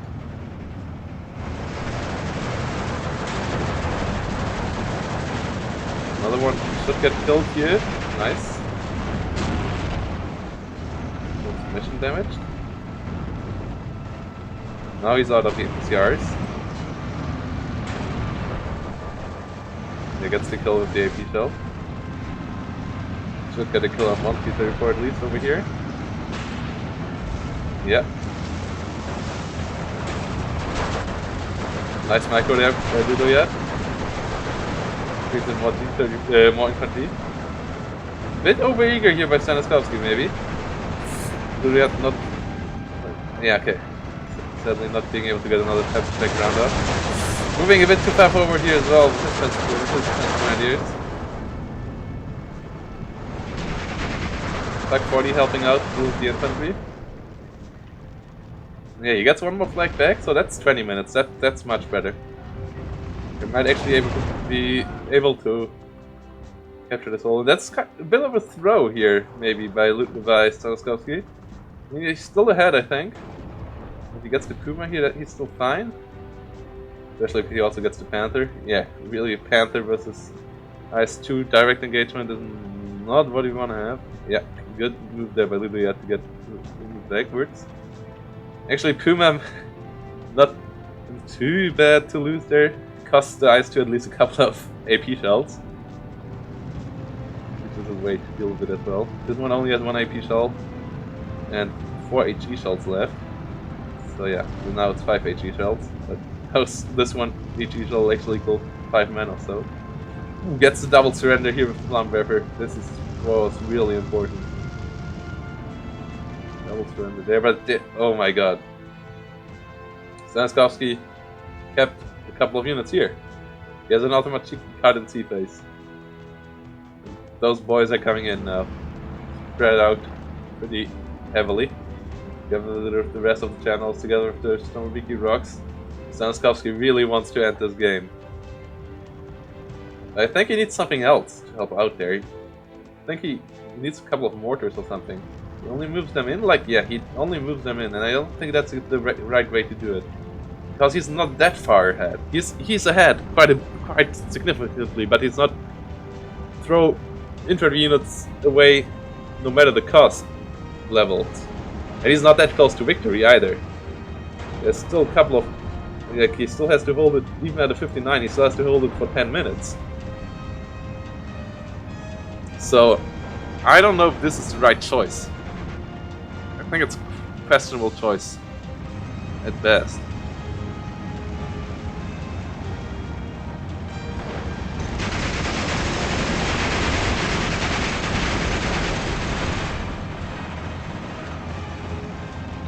So, Panzer Grenadiers, Gauge automaticals everywhere, all over the place.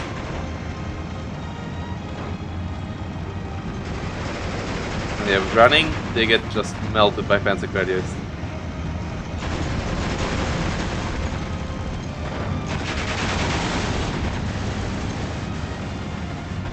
More coming in, but there's also more Panzer Grenadiers coming in. And the IS-2 got dealt with, fell back. And now it's only infantry for Stanislavski. I don't think that's enough. I think Ludoyad has a good defensive position over here, overall. This kind of feels like a like a throw for me. As he doesn't have that much infantry, so Stanislavski rather should focus on other stuff to win the game with. Instead of throw... Yeah, IS-2's airplay. Too many infantry units in the north for my PC, it seems like. Yeah, when I zoom in here, it starts to lag. Fuck a wolf coming in, trying to get the kill. Gets a kill on an IL-2.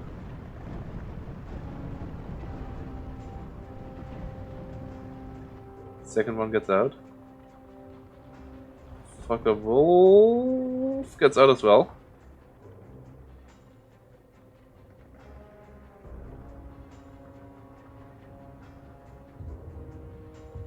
Naval Warfare is on hold fire. Okay, good right there. Perfectly aimed.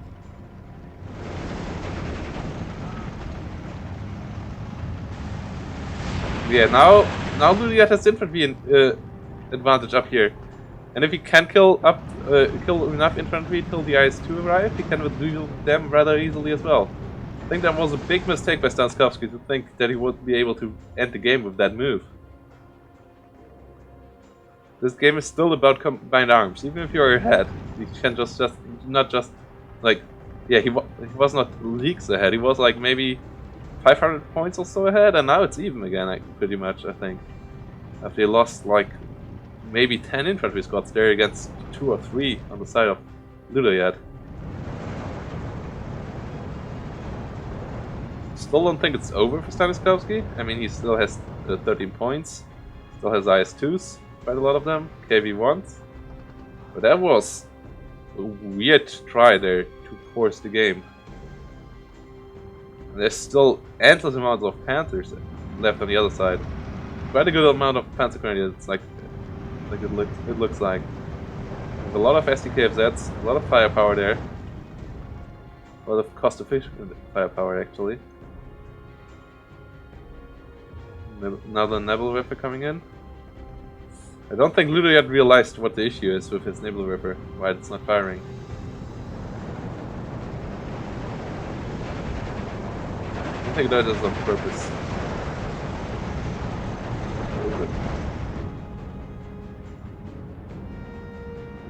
Nah, maybe it's on purpose. Maybe he aims for the IS-2s. Only wanted to pre-aim. We will see. It would be pretty sneaky move there. Well, the first Panther D coming in the north. 234 getting killed. The IS-2s coming in with the first round on it. unit. And yeah, a lot of KVers, KV1s, a lot of IS-2s coming in. I think Stansikovsky should have waited till now for pushing, and then he would have had a shit ton of infantry with some IS-2s. Instead of now having IS-2s with an okayish amount. Okay, yeah, so it was on purpose. He only wanted to be aimed, waiting for the IS-2s to arrive on what he wanted them to be. Yeah, now hoping for a good rocket hit or two. First IS-2 already getting a bit of damage there. Second naval warfare getting a bit closer. Hi, Frub.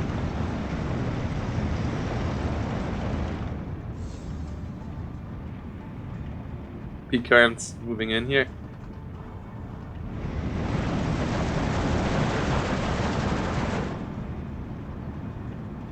IS-2, 43 coming in. No, we weren't. Sadly, we jumped into this game over here, which crashed in the first attempt, like after 20 minutes. So this is the rematch. And this in the first game it looked like Stansikovsky won it, pretty fair and square. Here it also looked like Stansikovsky already won it, like 4 minutes ago, and then he started to throw it away. Pushing first with a lot of T-34s into a weird section, losing them all, and now moving, and that afterwards pushing in with infantry, losing them all. Now he has his IS-2s with still a good amount of infantry, but now Ludiat has a good setup here over here as well. Before it was only a Pack 40 and like 5 squads of Panther Grenadiers. It was able to shred 6 T-34s and a couple of infantry squads.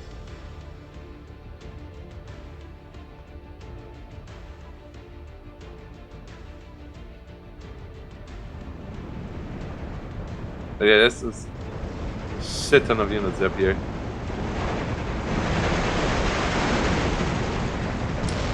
And he kills the IS-2s. Killed all the IS-2s with 2 naval warfare barrages. Great move there by Ludoyat. 2 naval warfare barrages. Good pre-aim there. Waiting for them to be at the spot he wanted them to be in. And then getting the kill there. Yeah, T-34 coming in. AB-1s. Panther getting killed. But he still has a lot of them left, most likely, because he has only shown like 4 or so. So yeah, there should be still kind of a couple of them out there.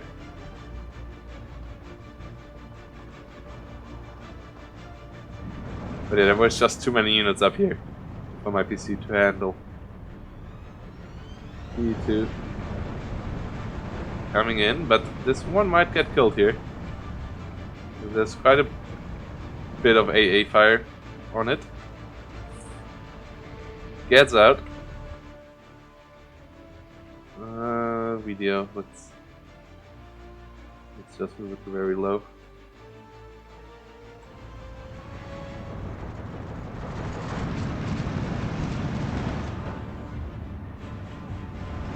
Actually firing again. Yeah, now it's still lagging a bit. There's 2 over here. Engaging SDKFZs.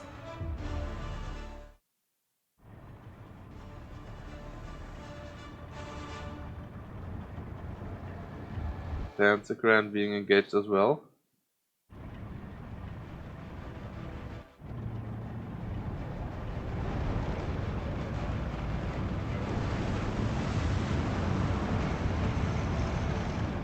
Yeah, Ludoyat is down to 10 minutes, so Stansikovsky I think might be able to win that in 10-minute time by just holding it, but I think he's out of infantry by now. I think it was really his his push to try to end it there at minute 27. Now it's only IS-2s and Maxines. A couple of air units, I guess. That's why I play Viborg with Maverick. Because you don't have the infantry in C.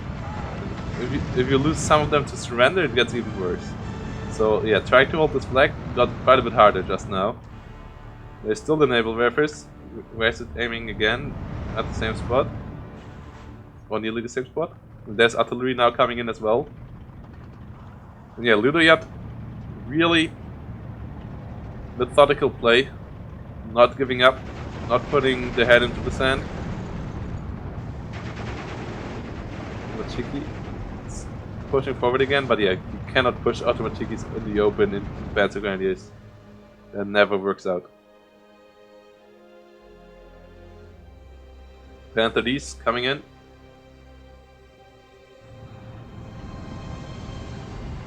KV-1S on the other side, but now it's back to 12-12.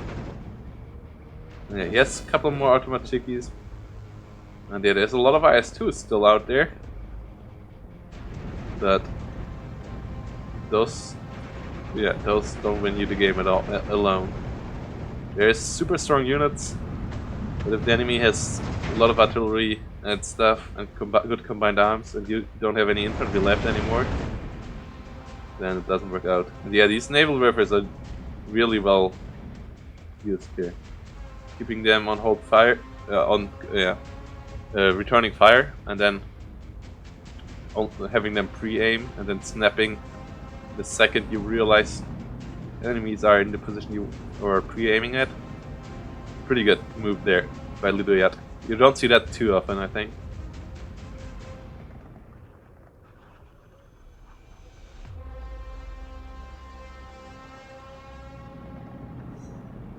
Yeah, now he's firing with them again.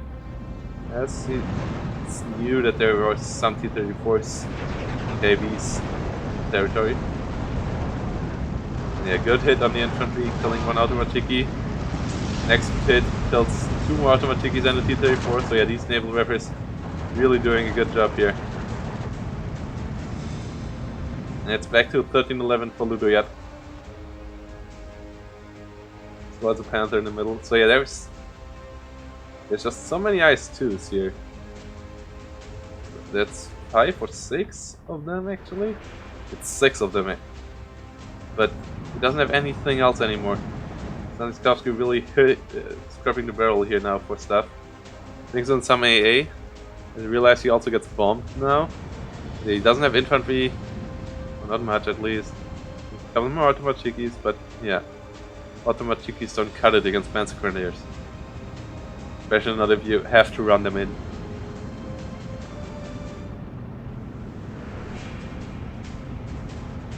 Automatikis are overall not the best infantry because they don't have any TNT or Molotov or Flamer. They only have their PPSHs. And yeah, if you have to run them in and they get fired upon by 2 MG42s before they can return fire, it's not the best. Like you can see here, they just melt on the MG42 fire. 3 going down in no time there. The Automatiki deal with the Panzer Grenadiers pretty well as well. But yeah, off map now coming in. Just trying to get this territory back. But yeah, the 2 unnecessary pushes into the defensive position of Ludoyat by Stanislavski after he already was at 15-9 or at least 14-10 was a bit weird and yeah, really cost him dearly. I think he had an amazing position. He only needed to invest in a bit of more combined arms and then reinforce with IS-2s, getting the overwhelming amount of IS-2s that nobody can stop, and then just A-click. But instead he A-clicked with units that weren't supposed to do that. And not in the combinations he needed there.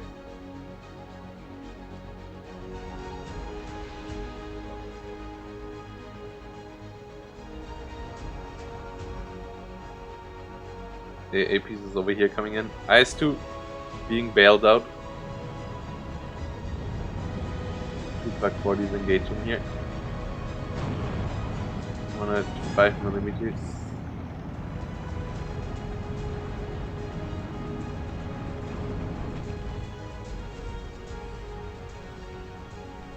Two trying to come in, but there's just too much AA now. With the Fokker Wolf as well getting behind it. Yeah, I think Luliat is on a slow but sure death animation now. His last twos get dealt with, his air gets dealt with. He's low on infantry. The amount of stuff of Luliat just gets overwhelming.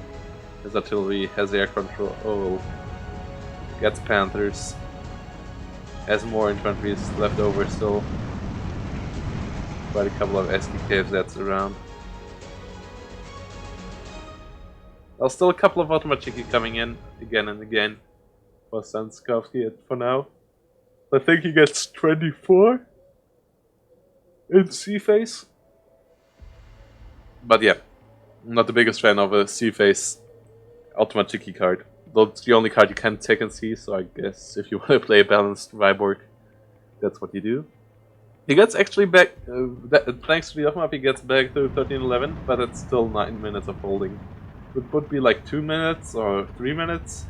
I would maybe see that, but I don't think Ludo yet will allow him to hold it for 9 more minutes. Ludo yet also starts to bump the territory in the middle. Kids of Maxime and the Stalky.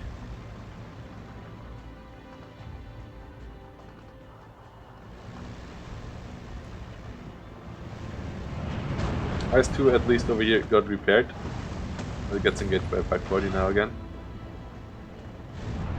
Some plane went down over here. Nearly did land on the observer. I think it was an IS-2. IL-2. Not too sure though. Fuck a wolf engaging the and killing the IS-2? Was it the fucking wolves killing it, or was it the 105mm? Kinda looks like the fucking wolf for killing it, right? We'll have to check afterwards. Any of the fucking wolves killed an IS-2.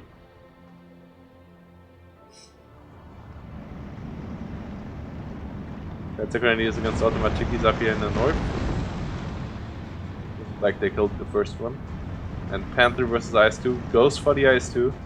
But it's back to 12-12. Yeah, he's really so scrapping the barrel when it comes to infantry or anything. And Ryusha now coming in as well. Yeah, I'll think the IS-2, the fucking wolf killed the IS-2. But we will have to double check.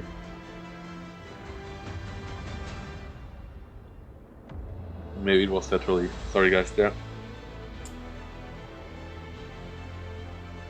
What's moaning? 2 more off maps. Yeah, 2 and Ryushas.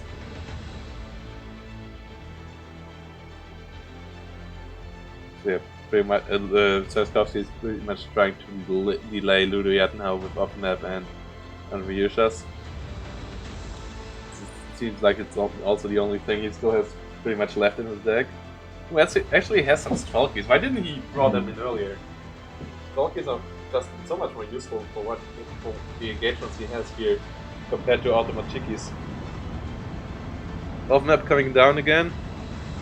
Might give him 13-11 for some time again.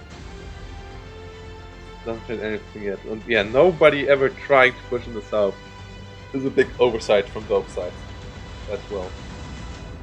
2 more good off maps coming in here.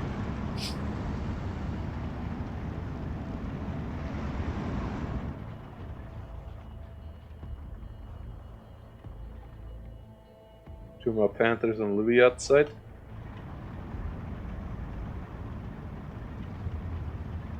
.85mm AAPs moving around. Some more 120mm mortars. Coming in for Stanskovsky.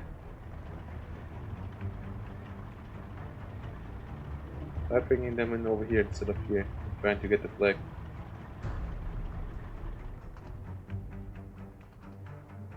It's Bobra, guys, it's Bobra. But yeah, Ludoyat. Ludoyat saved a couple of points there, guys.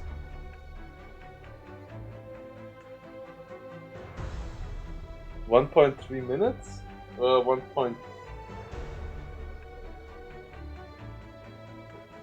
How did your game last 1.3 minutes?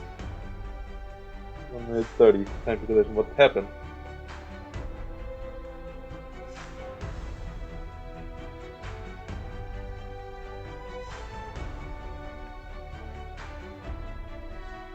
Well, it looks like he wants to do just that, Frubblord. As he, yeah, has the overwhelming forces now the south. No, this game will end pretty soon, I think. This is a force Stanislavski doesn't have anything to do against. Because, yeah, he doesn't have any infantry. He doesn't have... If this town falls, he cannot capture it back. Even if he still has IS-2s left. And I don't think he has those left either. He cannot retake this town. Because he doesn't have any infantry. So as soon as this town falls, pretty much GG for Stanislavski. And this town is supposed to fall. Against 3 Panther Ds, a couple of 250/9s, and Panzer Grenadiers over Panzer Grenadiers. Yeah, this 12 KDP will do a valiant effort, but there's just so much firepower raining down on these buildings, collapsing then nearly instantly as soon as everything opened fire. Couple more T-34s in the north. I don't think Stanislavski even realized what's happening over here. So focused on the north. What's happening over there? Yeah, he's off-mapping here because he didn't realize there's another site. He's doing everything to keep the north in his sight. Why is there still Stanikis left? Why do you bring Automachikis in if you still have those guys left? Those guys would have been real helpful. And so much better for the push that nearly won him the game and then threw it away completely. Spectre 1311 for just now. There's just so much stuff coming in for Ludoyat now. There's a global wind. Just because it has a lot of Panzer Grenadiers. Green rests a bit in the north now, and then bombers. As the IS-2s try to cross the river now again. With luck is open, so it should go down in a second here. Yeah, there it goes. But Strelky and T-34 over here should go down in a second as well. IS-2 is lucky that this Panzer Grenadier doesn't have an Panzerfaust.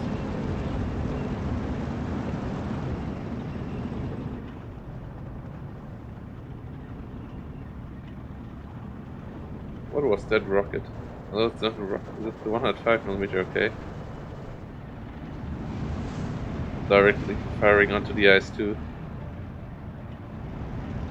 Good micro there by Ludoyat. Who captured the flag in the south, breaking it back to 12-12. Yeah, there's a couple of units on the move now. Stanislavski bringing in his last infantry reserves. Ludoyat bringing in more supply trucks to reload his naval rifles. Some Panzer Grenadiers. Pack 40 over here did die. There's a Panther now engaging the couple of T-34s trying to get over here. To be able to deal with those. South there's 2 more Panthers coming in. So an overall number of 3 Panthers. And yeah, there's 1 IS-2. 5 Panthers.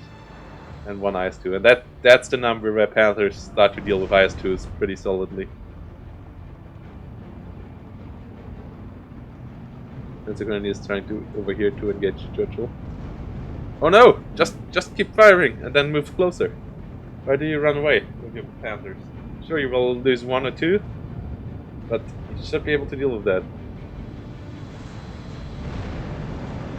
Ah, that's not good. But Churchill goes down, and that it's another flag. It brings Ludoyat up to a 1311. Yeah, there's a Stormoviki rocks. There's a whirlwind here, forcing back the P2, but it gets its bombs off at least. And yeah, 1 Panther going down now. After all the others stopped engaging. The Panther over here, but yeah, if you would have just engaged this IS-2 with his 3 Panthers, the Panther would have split a chance. IS-2 over here gets killed by a Panther as well. Yeah, it's just German forces everywhere against crumbling Soviet forces. IS-2 coming in as well. Another IS-2 in the south. There's a bombing plane now. Yeah, it killed another panther over here. Or somewhere, right? Yeah, that's only... Oh no, it's still 4 panthers, okay. So all is fine. Now another IS-2 coming in from the middle, so it's 3 IS-2s now. But yeah, first one goes down. So it's 2 versus 4 now. Which the IS-2 can win, which is a close fight. But yeah, second Whirlwind coming in to help out with AA. Flak 4188 coming in to help out with AA. With the air pieces. And yeah, Panthers over here. Starting to engage IS-2. IS-2 gets the first shot off. Panthers don't have the fastest turret rotation. But those are 4 rounds of Panthers. All landing. Flak 41 engaging the other IS-2.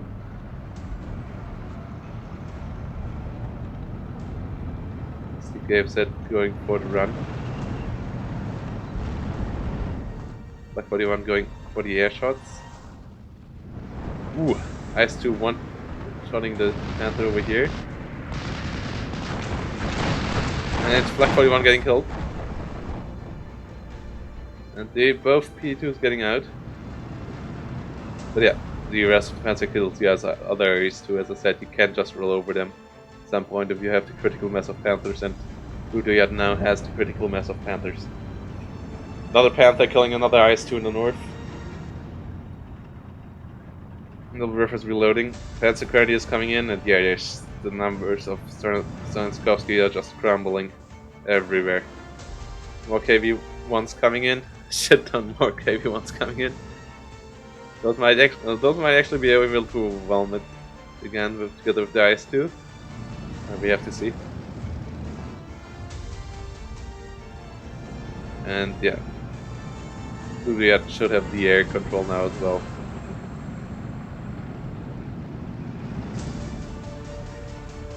Up to 1311.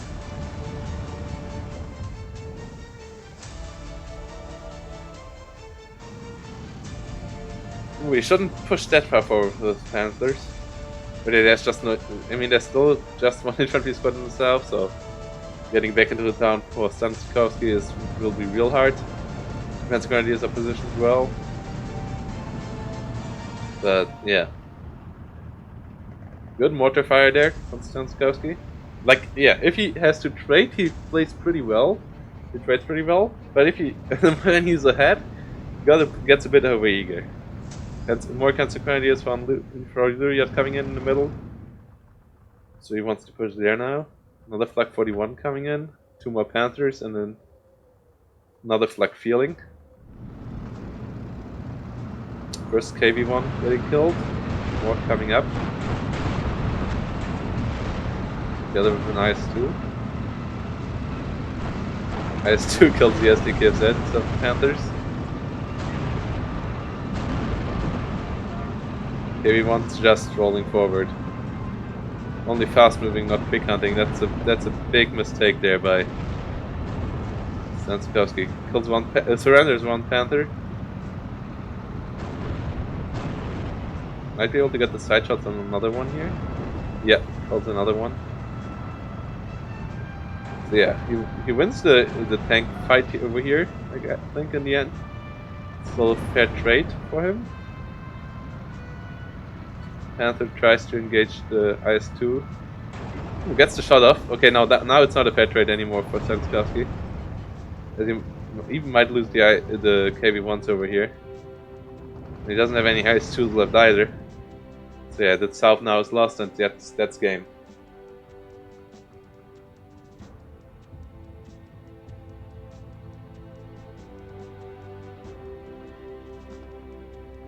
P2's coming in. Bombing the Panther. And yeah. Killing the Panther, yeah, but KV-1 goes down as well, and there's more Panthers coming in. And more KV-1s as well, but no. But KV-1s alone don't cut it. KV-1s. Udayat also pushing down into the middle. Winning the north as well, so yeah. This game is over, guys. Stanskowski doesn't want to give up just yet. It's a sad loss for him here. He really stood a chance. He was so close, and then he started throwing it away.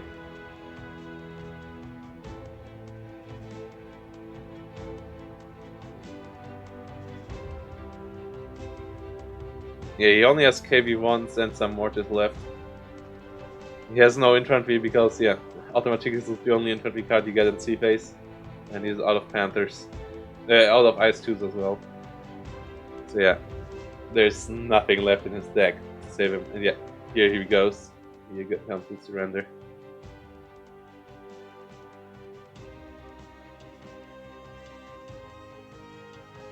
Yeah, in the end, Lugiat gets the much better KD kill death ratio. What we want to check was if there was fuck a wolf, killing Stalkies, fuck a wolf killing PE2, fuck a wolf. So the rocket fuck a wolf killed some T-34s, okay. Killer.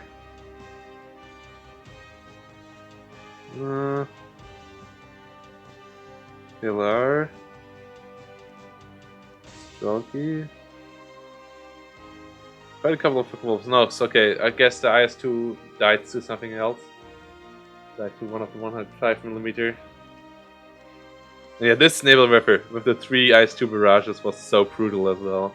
But yeah, the infantry push and the T-34 push was what killed Stanskovsky there. They were unnecessary and they were absolutely uncoordinated. And even against a weak enemy, you cannot just do an uncoordinated attack, otherwise it ends in a bloodbath like that.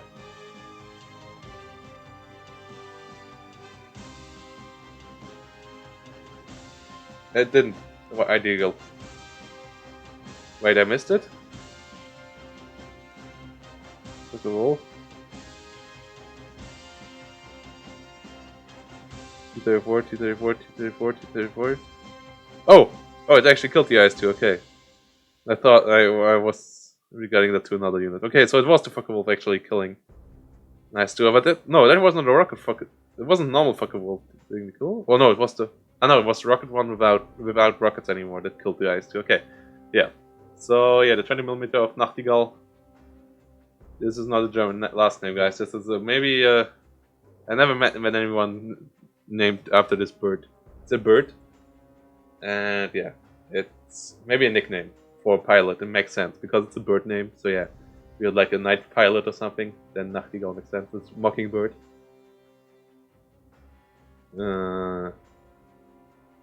But yeah, that was game number 1, guys.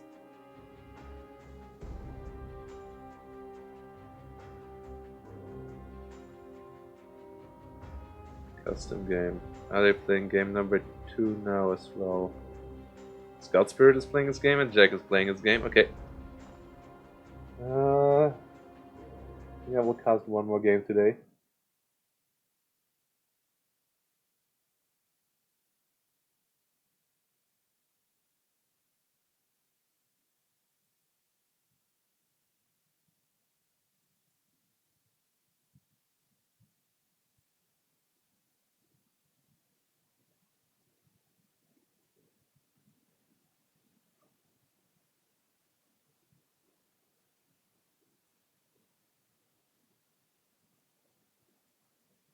Okay, some interesting results coming in here.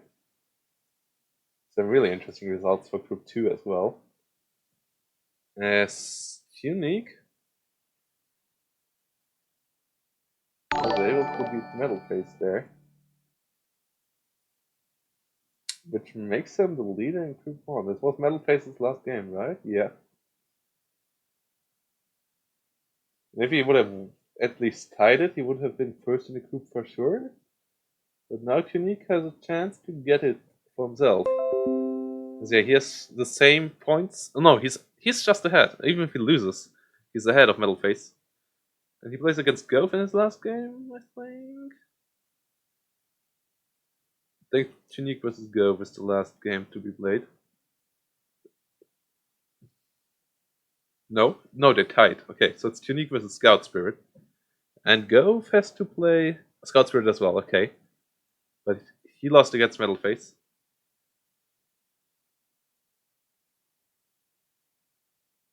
Yeah, so Tonique would win the tiebreaker even if it loses against God Spirit. Of these three, then Metalface would win the tiebreaker against Gove if he wins against God Spirit. So it would be 10 point, 10 point, 10 point, and then it would be Tunique first, Metalface second, Gove third. I think that is how it works. I'm 100% sure if it's the same in the three-way tie though, but yeah, you have to see how that works out. God Spirit is now playing its second game against Frontalis. Yeah.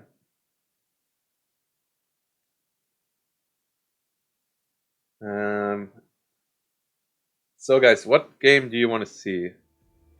Any one of like game 2 of these two guys? Don't know if they will play it. Jack versus Curbs, Scout Spirit versus Van Paulus, or the casted game of the casted replay of Frubblord versus Charles. I will do a quick. I will give you a poll in a second. I'll send you an ad break till then.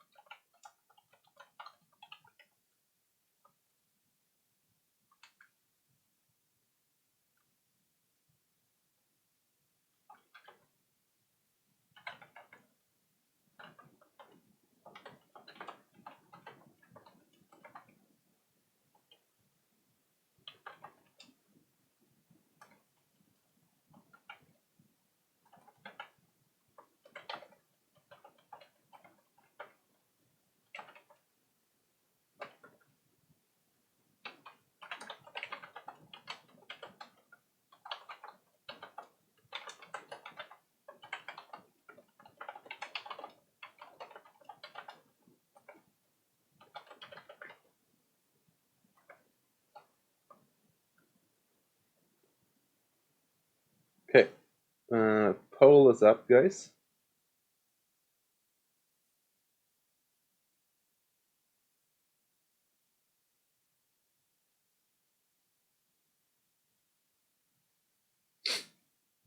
Oh, wait, there's another game? Oh, no. Gensei versus Crippling? Okay. Who won Gensei versus Crippling then?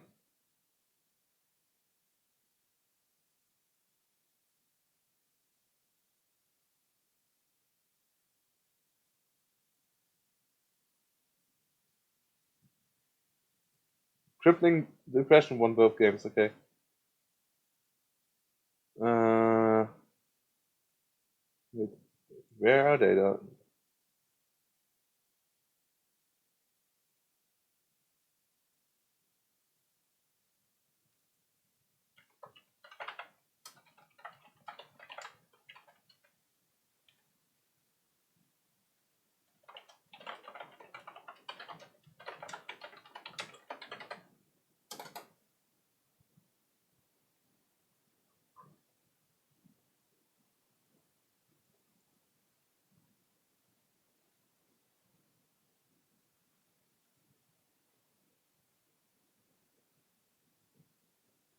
Oh yeah, I missed that. Yeah, Crippling Depression versus Gensei.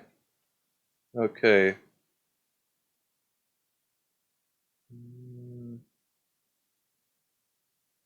Okay, I don't have Group 3 open right now. I have it here, okay. No, that's not Group 3, that's Group 1 again. Group 3.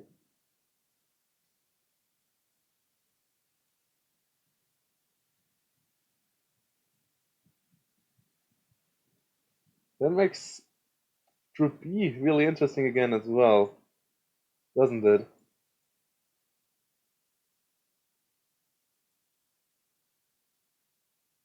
Yeah, that makes Crippling Depression the only guy without having. No, Vincent also doesn't have a loss just yet. But yeah, that's a really interesting group. Right, a couple of ties. White Eagle, 2 wins, 1 tie. Gensei, 2 wins, 1 loss. Vincent, 1 win, 2 ties. Big Jim, 1 tie, 2 losses. Yeah, every game there matters now. Big Jim and Vixwell, don't know if they played their second game already. Saw that they uploaded one game, but I don't know where the second game was. If that was only the first one. Who won the poll? Let me check for that. Do the results. So 1 vote for each game. Guys, you're the best. You're the absolute best.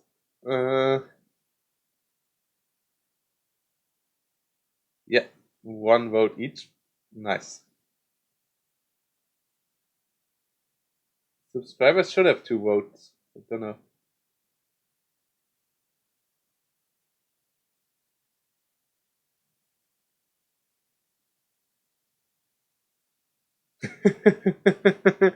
Yeah, I guess so. Then I guess we will just get the first game running up. And that's Scott Spirit. So, Scott Spirit versus Von Paulus it is, guys.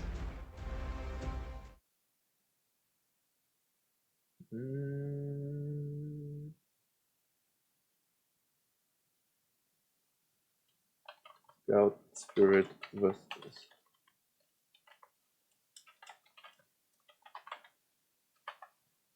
Update.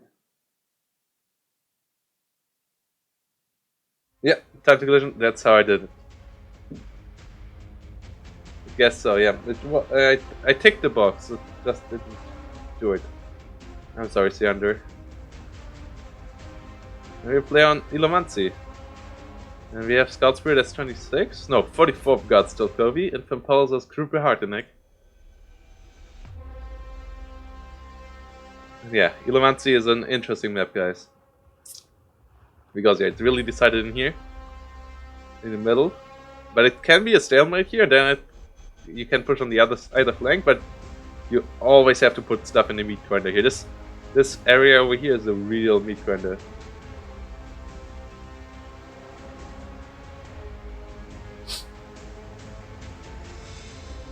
Because he doesn't like Rapana, I guess, and doesn't like Panzer Division also. And then he has no ban for Hartenek left, because he also banned 78. And yeah, something else. Like Chancellor or so. And then he didn't have a ban left for Hartenek, I guess. But yeah, on the right side, in blue, Von Paulus, and on the left side, on this lovely map, our French guy, out of Paris, Scout Spirit.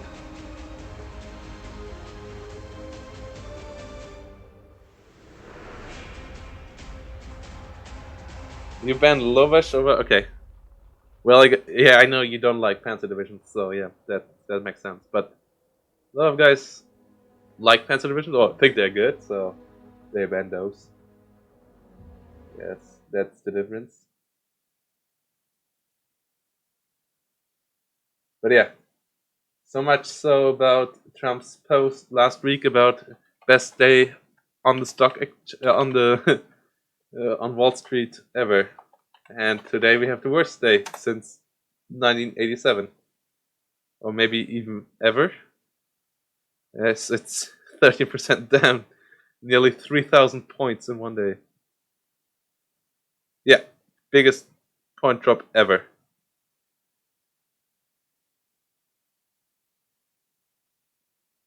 $12.93.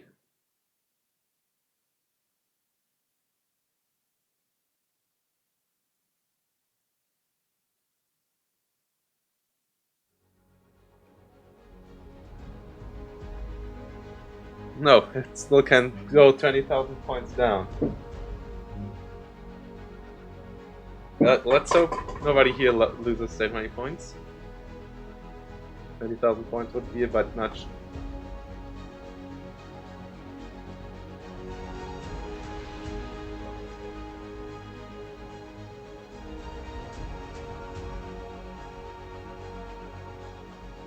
I don't think it will get up anytime soon.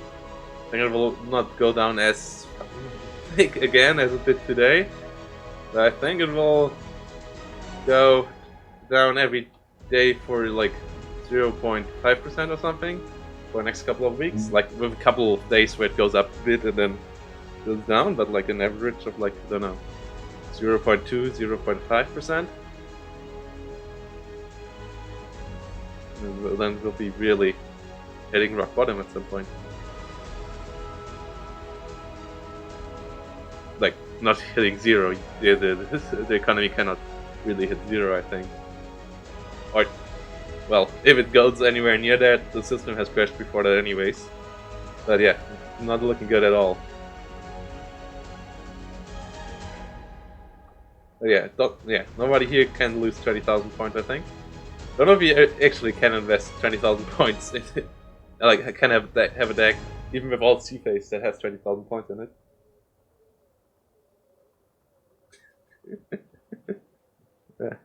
Yeah.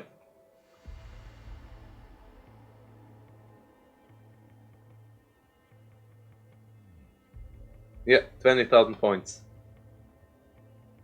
The Dow Jones is at 20,000 points, at 20,000 points now. It went from 23,000 points to 20,000 points today. Worst day in its history. Here for you again. Went up to in the morning from 20, like, no, it crashed instantly. 21, and then it went up to 20, and then it went down and down and down. Nearly 3,000 points down.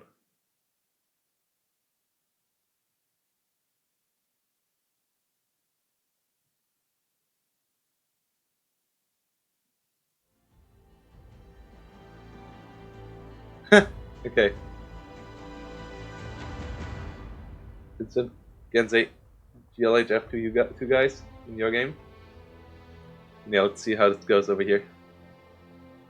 And yeah, let us know the bands in here actually, and your picks and your map. That would be cool. Seeing what you guys ban. And then having Frubblord taking it apart completely. Oh, you're not a subscriber anymore. Well, I guess you gotta subscribe then again, Mr. Gensei. That's what Sehander did, basically.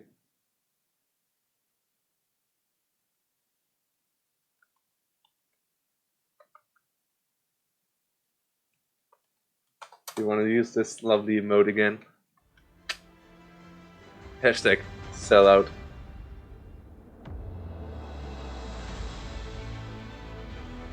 Tenko Stanikis, Ognomachiki, Safari, Guardia DPs. Here for Stealth Spirit. Pretty standard setup for 44. This is one or two tanks, I guess. But yeah. Artenek has a couple of tanks, a couple of Panther 3s and the T-34s. Those are Panther 3 ends.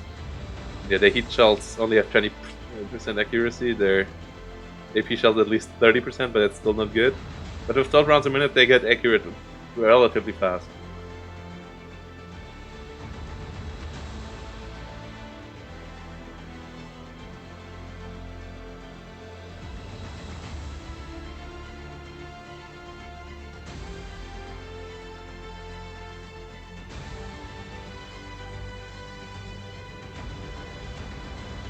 Yeah, you lost your line with Piet.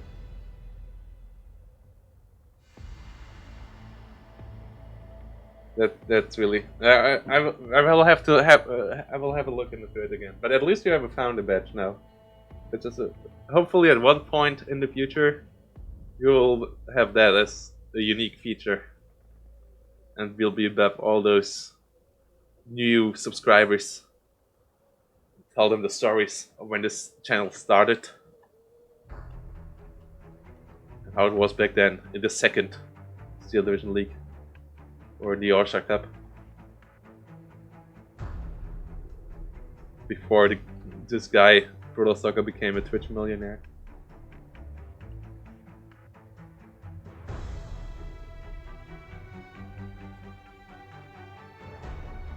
Still stupid.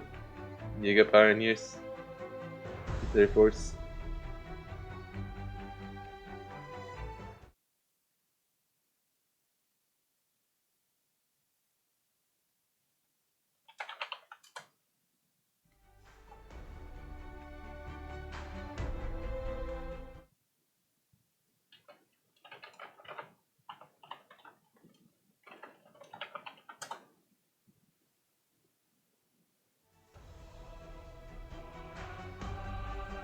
Scout Spirit and Frontalis still taking again 10 minutes to redeploy. It seems like just in the game earlier today. Oh no, they start now. Okay, only have to put some pressure on it. And yeah, Scout Spirit both playing flat line actually. We haven't seen that mirror match just yet, I think, in the league.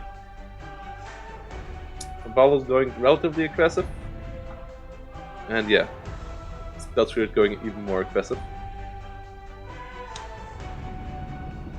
Trying to get there with the PPSH to stop Frontalis units in transport. Don't know if he has the firepower to stop 3 VKs though. Don't see that just yet. Yeah, whoever breaks through in the middle wins the game. Yeah, there's like really, if one guy gets in here, it's really bad for the left. If the left side gets into this forest, or even this forest, it's really rough for the left side. Bomber 2 coming in with the two 250 kilogram bombers. And the first VK already going down. Oh no, it went to the south, okay. Oknomachiki moving by the Panzer Grenadiers. Trying to kill it in transport, and they do. VK over here gets engaged by M42. The 2 didn't got its bombs off, and the enemy actually might be able to kill it. Overshoots though, 2 turns. 2 trying to kill the pack. Yeah, a couple of units dying over here already. Guardia DPs getting melted over here. They kill the Stillstrip. The other ones kill the Stillstrip in revenge. Pack 40 should die here. 250 kilo bombs falling on it, and yeah, there it goes.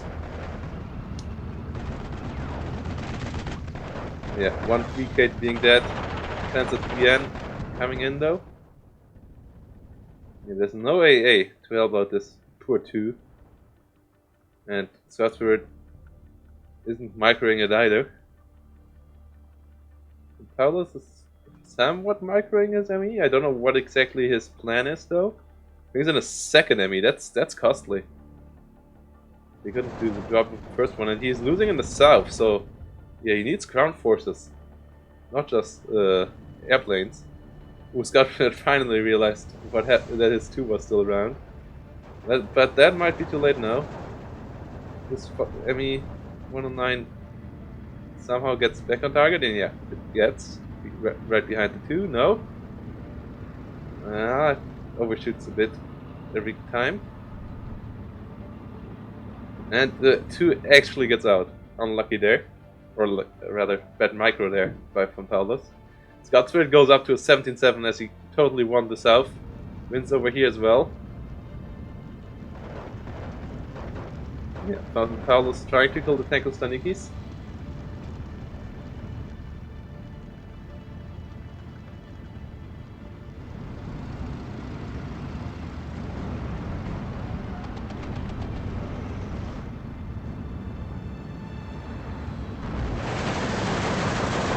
Yeah, Frontalis already lost flag in the north as well. Some Eagle Pioneers and some SPFZ over here now. Pack 41 trying to kill some Guardias in transport, but they unload in time.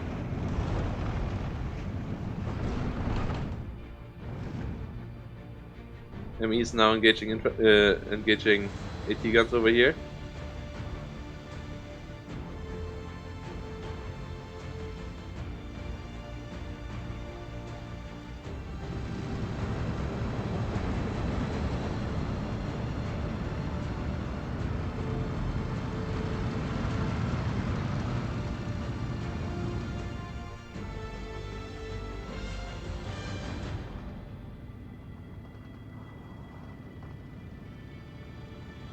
Me 109 engaging over here.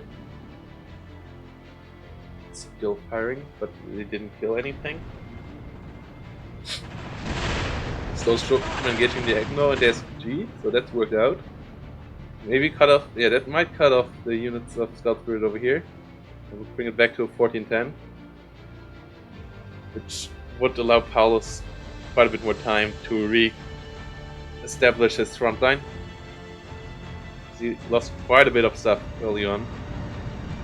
North is starting to push now again. With the Jaeger Pioneers over here. Getting the bomb off, the TNT off onto the Guardians. But yeah, the Ersatztruppen over here should be there. At least as long as I don't engage the Guardian DPs over here, it's fine. But yeah, it's a very PPS H's and stuff. I don't like that by Von Paulus. I really don't like that.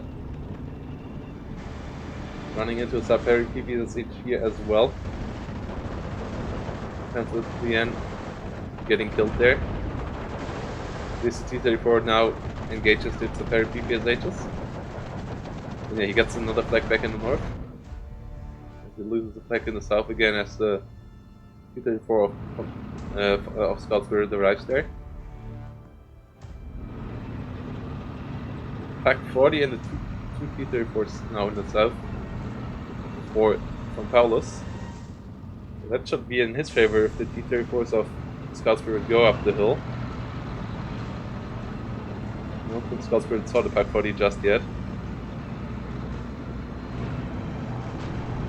Another 3N engaging T-34. Yeah, and that ends as expected. And the death of the Panther 3. But the Yak Panzer should do the job. But yeah, 8 PCR shells are still turned on, so it will take a while. Or not. Okay. On the way now to engage the T-45 as well. Be careful about the Sis-3, but this is a bit too deep in the forest.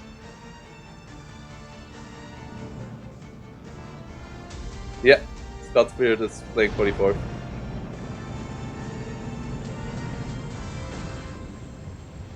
Quite a bit of stuff in the north. It's back to 13-11. Oof! Good bait there by Scout Spirit. This is a very PPSH.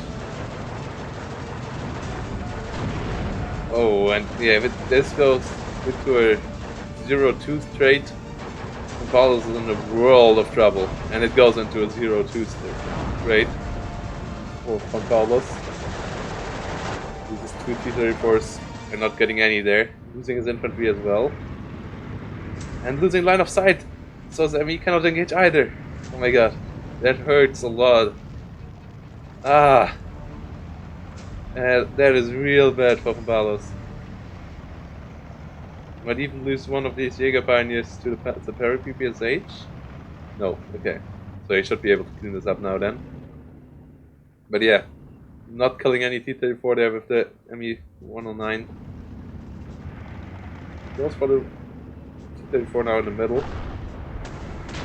Hopefully get... yeah. At least he can secure that kill. Flies directly over the 37mm though. Giving it a long time to fire upon him.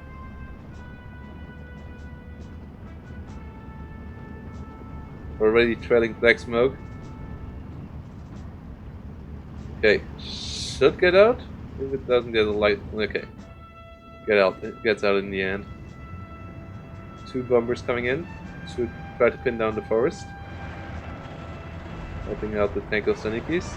Or even killing the Tanko Stanikis? No? Oh no, they land on the AT gun, okay. Two fighters being back in the action, firing a couple of rounds and then starting to weird turns all around again.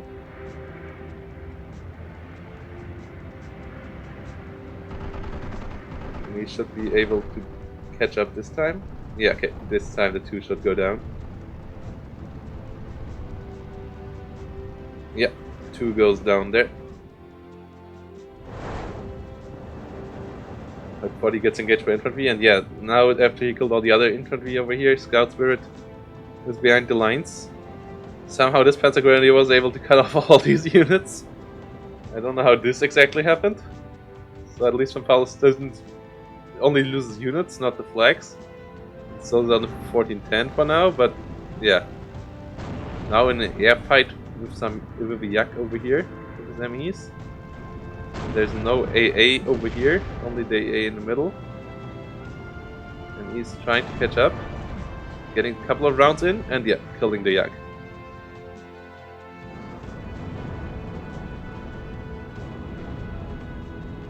37mm engaging.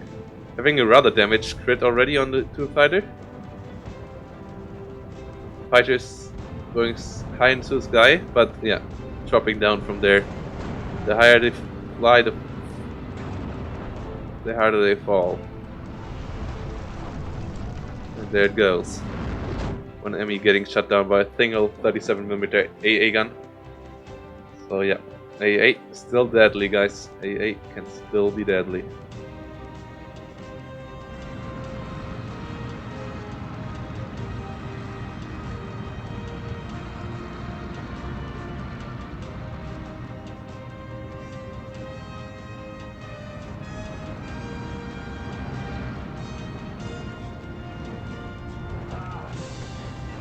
T-34's over here, moving up, trying to engage the other T-34 of Scout Spirit. Shouldn't be able to get kill yet, but die in the same second. Now it's on the time to engage the ME4 too. Thanks for the follow, Novechko, 1983. Yeah, this Fancy Grenadier cutting off the whole line.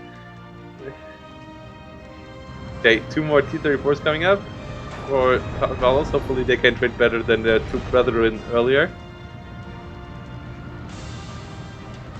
And they reload faster than the T-34 of Scout Spirit, who already has a load of wounded at least. At least some scars from earlier engagements, but they don't hit with 4 shots. So they give Scout Spirit's T-34 crew a chance for the revenge kill? Nope. Scout Spirit's first T-34 going down there. Prowler's bringing in the Tiger. Yak Panzer from over here also did a bit of work. But yeah. The Prowler's close to losing the whole territory over here, and yeah, Scout Spirit already in the forests I was talking about earlier. He puts in AT guns in there. The way over here is blocked.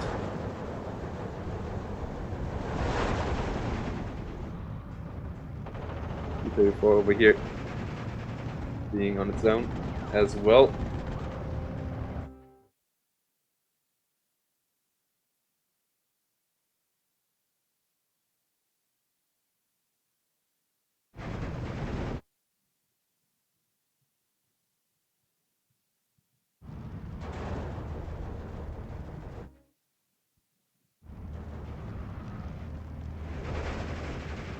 You can find us at T-34s over here, engaging the Automachikis. ME being forced back.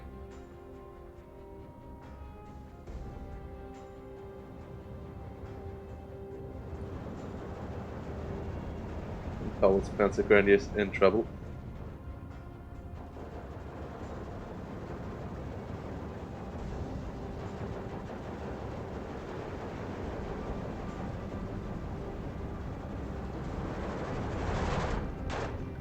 T-34 engaging the 7mm over here.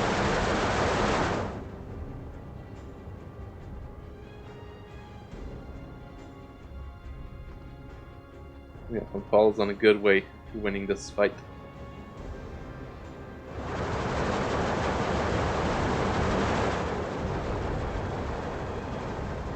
Perry's being engaged as well.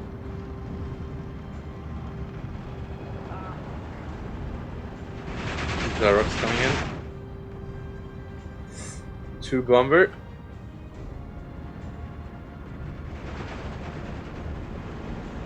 Might actually hit his own Automachikis there. Oh no, it's going for. Okay, it kills the T-34. Okay, I was like a bit surprised. I'm always a bit off on the targets he's choosing. ME's coming in again. Should get the kill again. Or do they? As there's an AA piece directly under them this time. Ooh, that's unlucky. Okay, the second one should get the kill. Come on. Yeah, okay, gets the kill there. G6. Like a G6, like a G6. No, like a G6. Going down like a firebird over here. And the second one isn't safe just yet either. Damn. Those planes going higher and higher in the new patch. Okay, it disappears into the clouds. Searching the route into the sky out of this battlefield.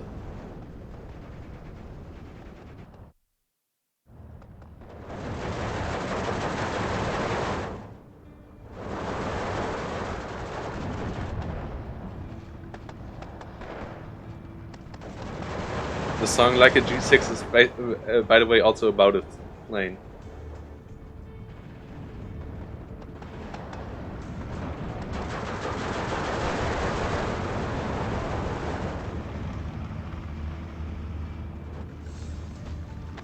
Jarrock's over here moving. Yeah, he now doesn't have a T-34 left over here. Has 2 Tigers down now though. Godspirit keeping it at a 1410. This is 3 engaging over here.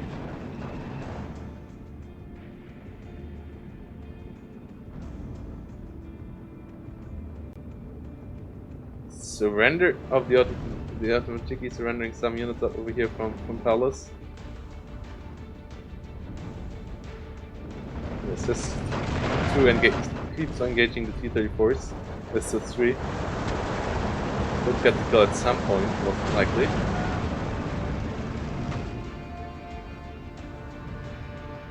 Second T-34 is not even engaging the Assist 3.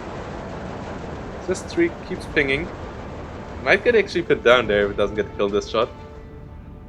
And it doesn't. But it got the fall back, no. Yeah, Assist 3. Not getting the kill.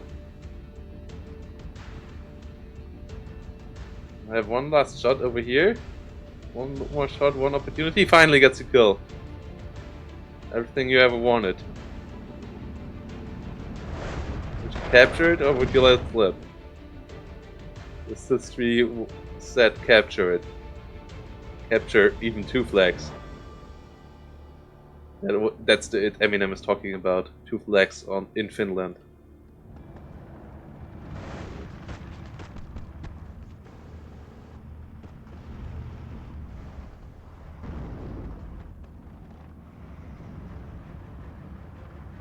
M40, M37 over here. Mortar a bit far away, I think. Should move it closer. And then Guardia's DP is coming in. I think Scout Spirit is winning this game still. Even though he has now Tigers as oppositions, and he doesn't have a clear-cut way to deal with them just yet. But there's not much AA from Paulus, so AT rocket planes can deal with them. 4 Ersatz troop in here, trying to deal with the Guardia DP. Should be able to do it at some point. The Jarrox should help out as well. More Ersatz trooping coming in. Like feeling in the north. HS gets forced back.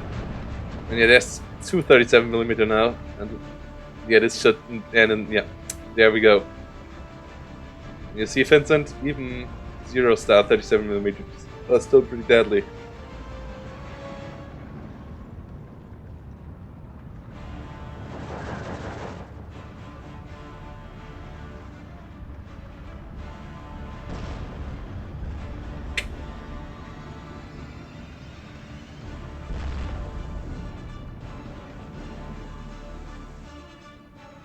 Tiger E over here engaging.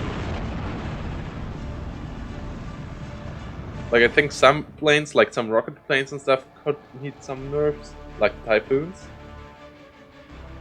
But overall, I think the AA to air balance is pretty good.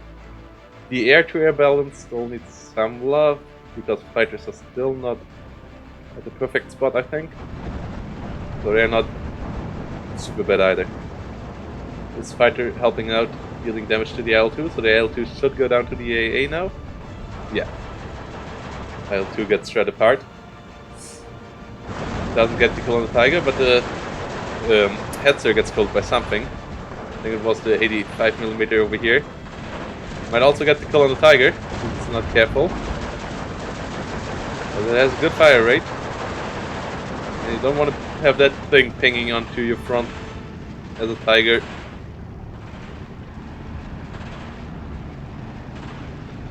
forever.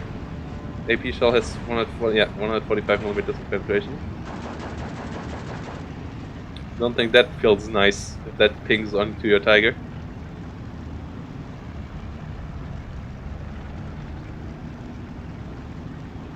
No penetration there.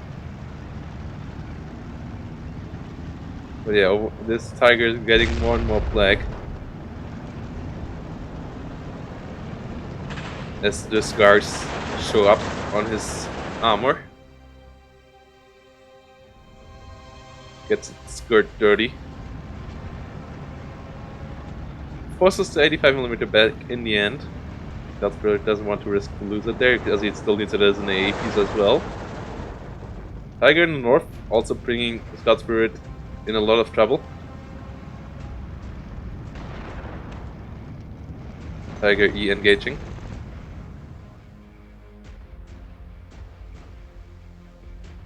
Has to keep it up for 9 minutes. But yes, is Van Paulus somehow always able to cut it off down here. Yeah, with his Jaroks this time instead of Consequences. So Fairies and Octomachikis on the way to try to deal with them. More Guardia DPs coming in the south.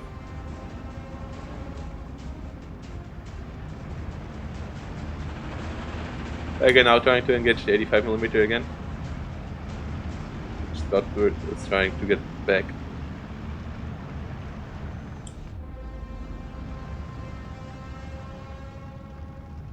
So Perry engaging the Ersatztruppen. Has to reload though. Reload takes a long time. So yeah, goes down there. Reload for snipers with Mosin Nagans take forever.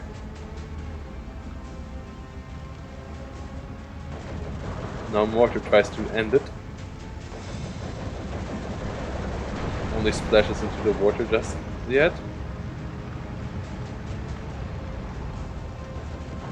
Now gets closer.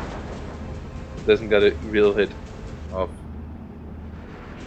no B coming in. Some supply coming in for the AA, I guess.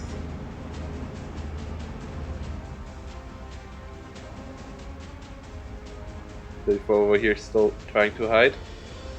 There's the big boy Tiger coming in. And gets the kill on the Guardia DPs. That hurts.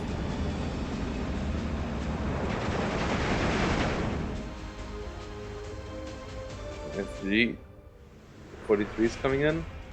More Guardia DPs in the north. I think Scout Spirit should focus on the north. Trying to capture these two flags back and then getting there with 15-9. Instead of investing more into the south.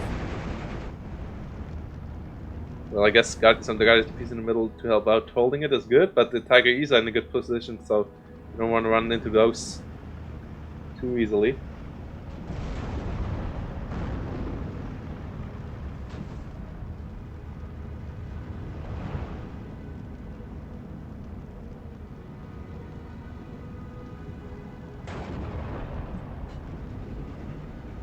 OB engaging a Tiger. That shouldn't end too well for the OB there. Even though it's a Tiger that already got pinged quite a bit by the AA gun.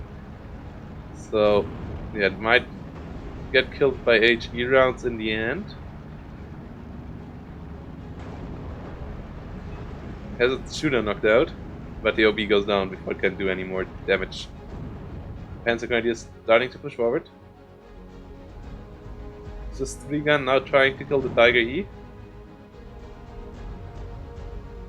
which now starts firing back. Oh no, it actually doesn't. It fires on the SG. So no, it doesn't show the side armor. So yeah, Sis 3 really low on AP shells.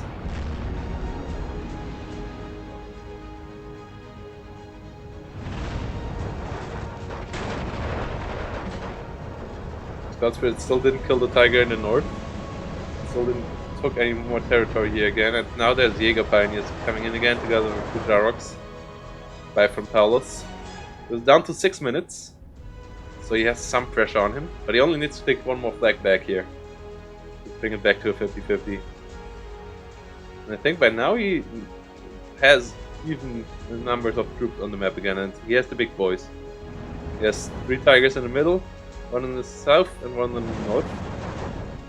And there's No T-34-85s left for Scout Spirit on the map. Like, yeah, he has 85mm AA pieces as counter, which are good, but not amazing in dealing with them because it's not that easy to use them offensively against Tigers. IL-2M trying to come in the south now. Let's kill the Tiger here. It shows side armor as of now, which would be a big mistake for him. Keeps it at that, and yeah, looks like it. Nope, shows frontal armor now. Moves back in the last second. Gets hit decently, but the IL-2. Scout Spirit not microing there. Micros out a bit in the last second there. Okay, that was close.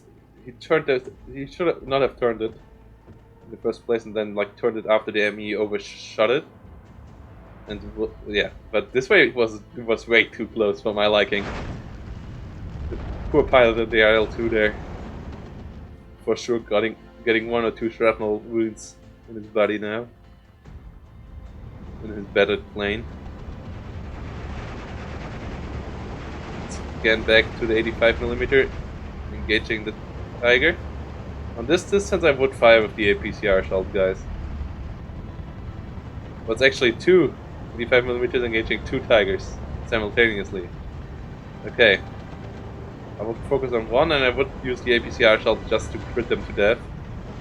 Or you at least penetrate and deal some damage. Because with the 145mm of penetration chance, I don't think you can penetrate. APCR is also falling off rather badly in long range, and he gets 1 Tiger, so this is good for him. Don't know if he killed the second one here as well. Yes, yeah, he killed the second Tiger here as well, so it's only 1 Tiger left of the original 3, but there's another one coming as reinforcement. But it's actually from Paulos now turning it to 1311 as he pushes in the north. The AA of Scout Spirit tries to hold this push back. C-34 has to be careful there. Don't want to move that too far in. 85mm in the north engaging, and yeah, this distance the 145mm penetration should be enough. So it's a good move there from Paulos to move from Paulos to move that backwards. C-34-85 coming up in the north.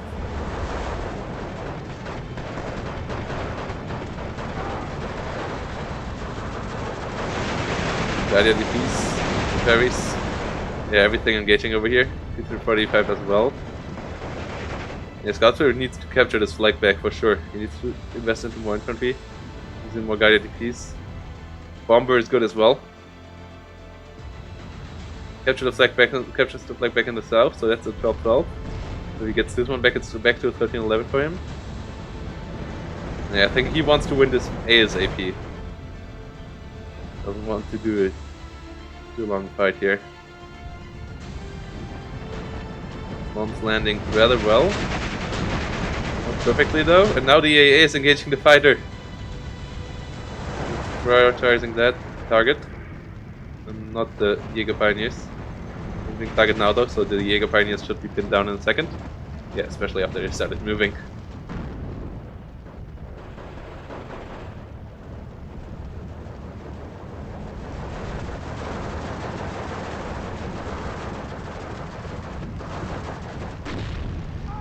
The Jarok's now trying to move in, and yeah, they should be able to get the kill here. And yeah, that was bad move there by Scout Spirit to move the T-34 in so deep. I think there are more Guardian TPs, and the mortar is firing again. There was the last 5 HE shells though.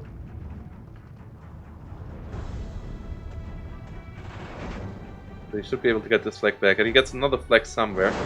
In the middle, I guess. Yeah, he gets a flag in the middle. One of his AA guns gets killed in the middle though. There's only 185mm here. Captures the flag in the south as well. Down to 5 minutes for Von Paulus, who might lose the hill in the north again, so he has to capture some flags elsewhere there before that. Captures the bridge over here actually. It's 2-star Tiger engages the 85mm again, but it's a bit closer ranges than it was before, so the 85mm has a much better chance to penetrate here, I think. So the Tiger has to be careful. And yeah, gets killed. Then on 2000-meter range, it's not too bad for you with your Tigers, but if you engage them on 1.5, chances of the 85mm are just too high with its 15 rounds per minute actually. No, 12 rounds, okay. APCR, no, yeah, right, the AA has 15 rounds. I was like, what the hell, yeah. But 12 rounds a minute is still pretty good for that caliber.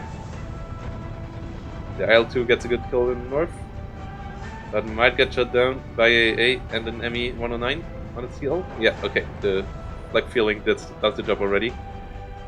But I don't know if that was worth it for its stuck. Got for it capturing the hill over here, so it's again 13-9, 14-10 now. 13-11, no, 14-10. Safari's over here engaging the Bujaroks on single Safari. He at least got the TNT still off, so dealt some damage there. Liga Pioneers in the forest against Gallia DPs in the open. But it's 2 Gallia DPs now. And yeah, finally the Tiger still with the 85mm. Another IL-2 coming in. Trying to finish off what? Oh no, he doesn't try to finish off the Tiger. He tries to finish off the infantry squad, but as the infantry squad moves, it isn't on target anymore. The mortar fire isn't on target either. 30-45 wins on the hill. Gallia DPs against Rata Aegis in long range also worked out. Paris against 344 Rata Aegis. Tried to cut the 85mm into pieces. The IL-2 somehow doesn't get its rockets off. Or no, it's all weapons turned off. No, it's not.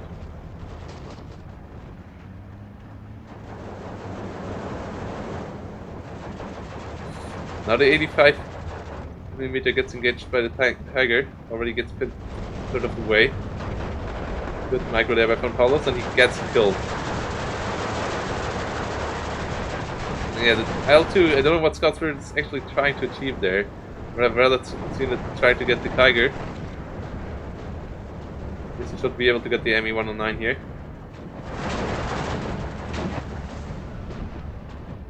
Or does it? Yeah. It's back to 49, and it's only down for 2 minutes now for Von Paulus. As Scotsford took complete control over the middle. Still there's 2 Tigers from Von Paulus, but Von Paulus is really under pressure now. 2 minutes. Trying to push in the south. Right, yeah, gets the one in the north. As the mortar fire of Scotsford is always on target and not on where the target is moving. A bit of an oversight there. Barry's over here still engaging the 344 right there. The Rata Jäger. So these should be able to, yeah, these are pinned down now, but there's still the Tiger. That might be giving the flag back for a second or two. Does the Rata Jäger fall back? Yeah, so that's Von Paulus taking down still. He has to change that. He has to bring in more units to the front line. Brings in another Tiger. But he has to run deep with that. There's nothing actually really to stop it. Another 85mm AA piece coming in though. And another IL-2. That gets the kill on the Tiger. Would be a big blow punch from Paulus' chances. Still survives, but he still has to get a flag somewhere. Right, the Jäger's coming in. It's only 1 minute now. I'd like to see him pushing forward with everything actually, also with the flags and stuff.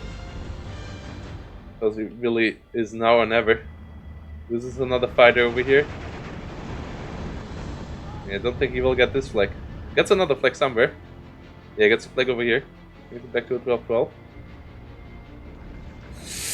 Loses the off map. Ah, that hurts.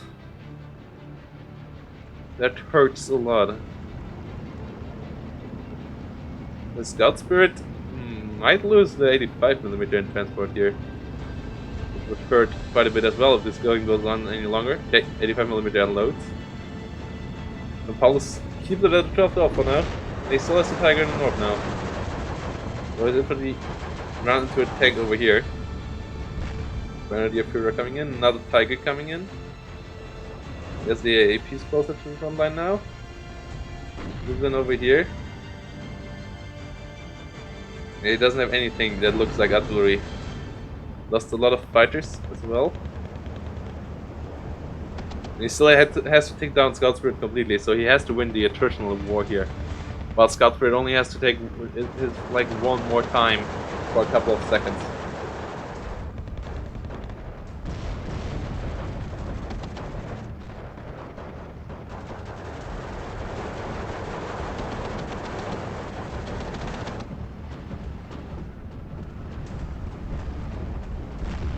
And 2A1 engaging over here.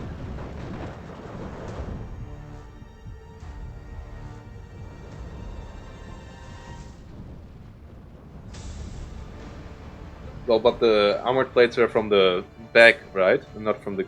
Or it also had an armored plate below it. Like from... I don't think they had too many armored plates under them, and the AA was shooting from under them. They had armored plates from the front if they were flying into something, or from the back when the fighter was behind them, but if they had armored plates beneath, I don't know. So that's why I said he got covered by shrapnel, because he was also...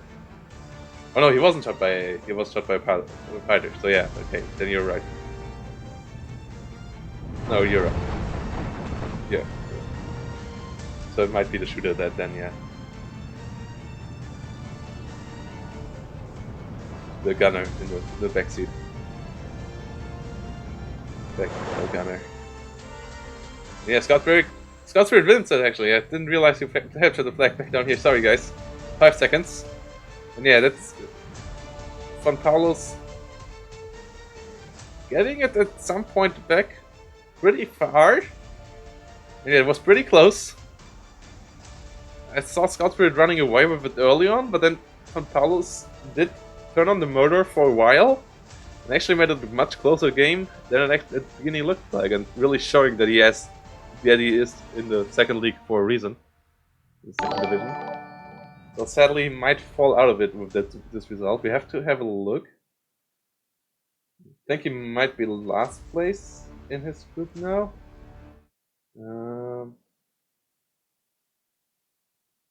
Let's check group number 2.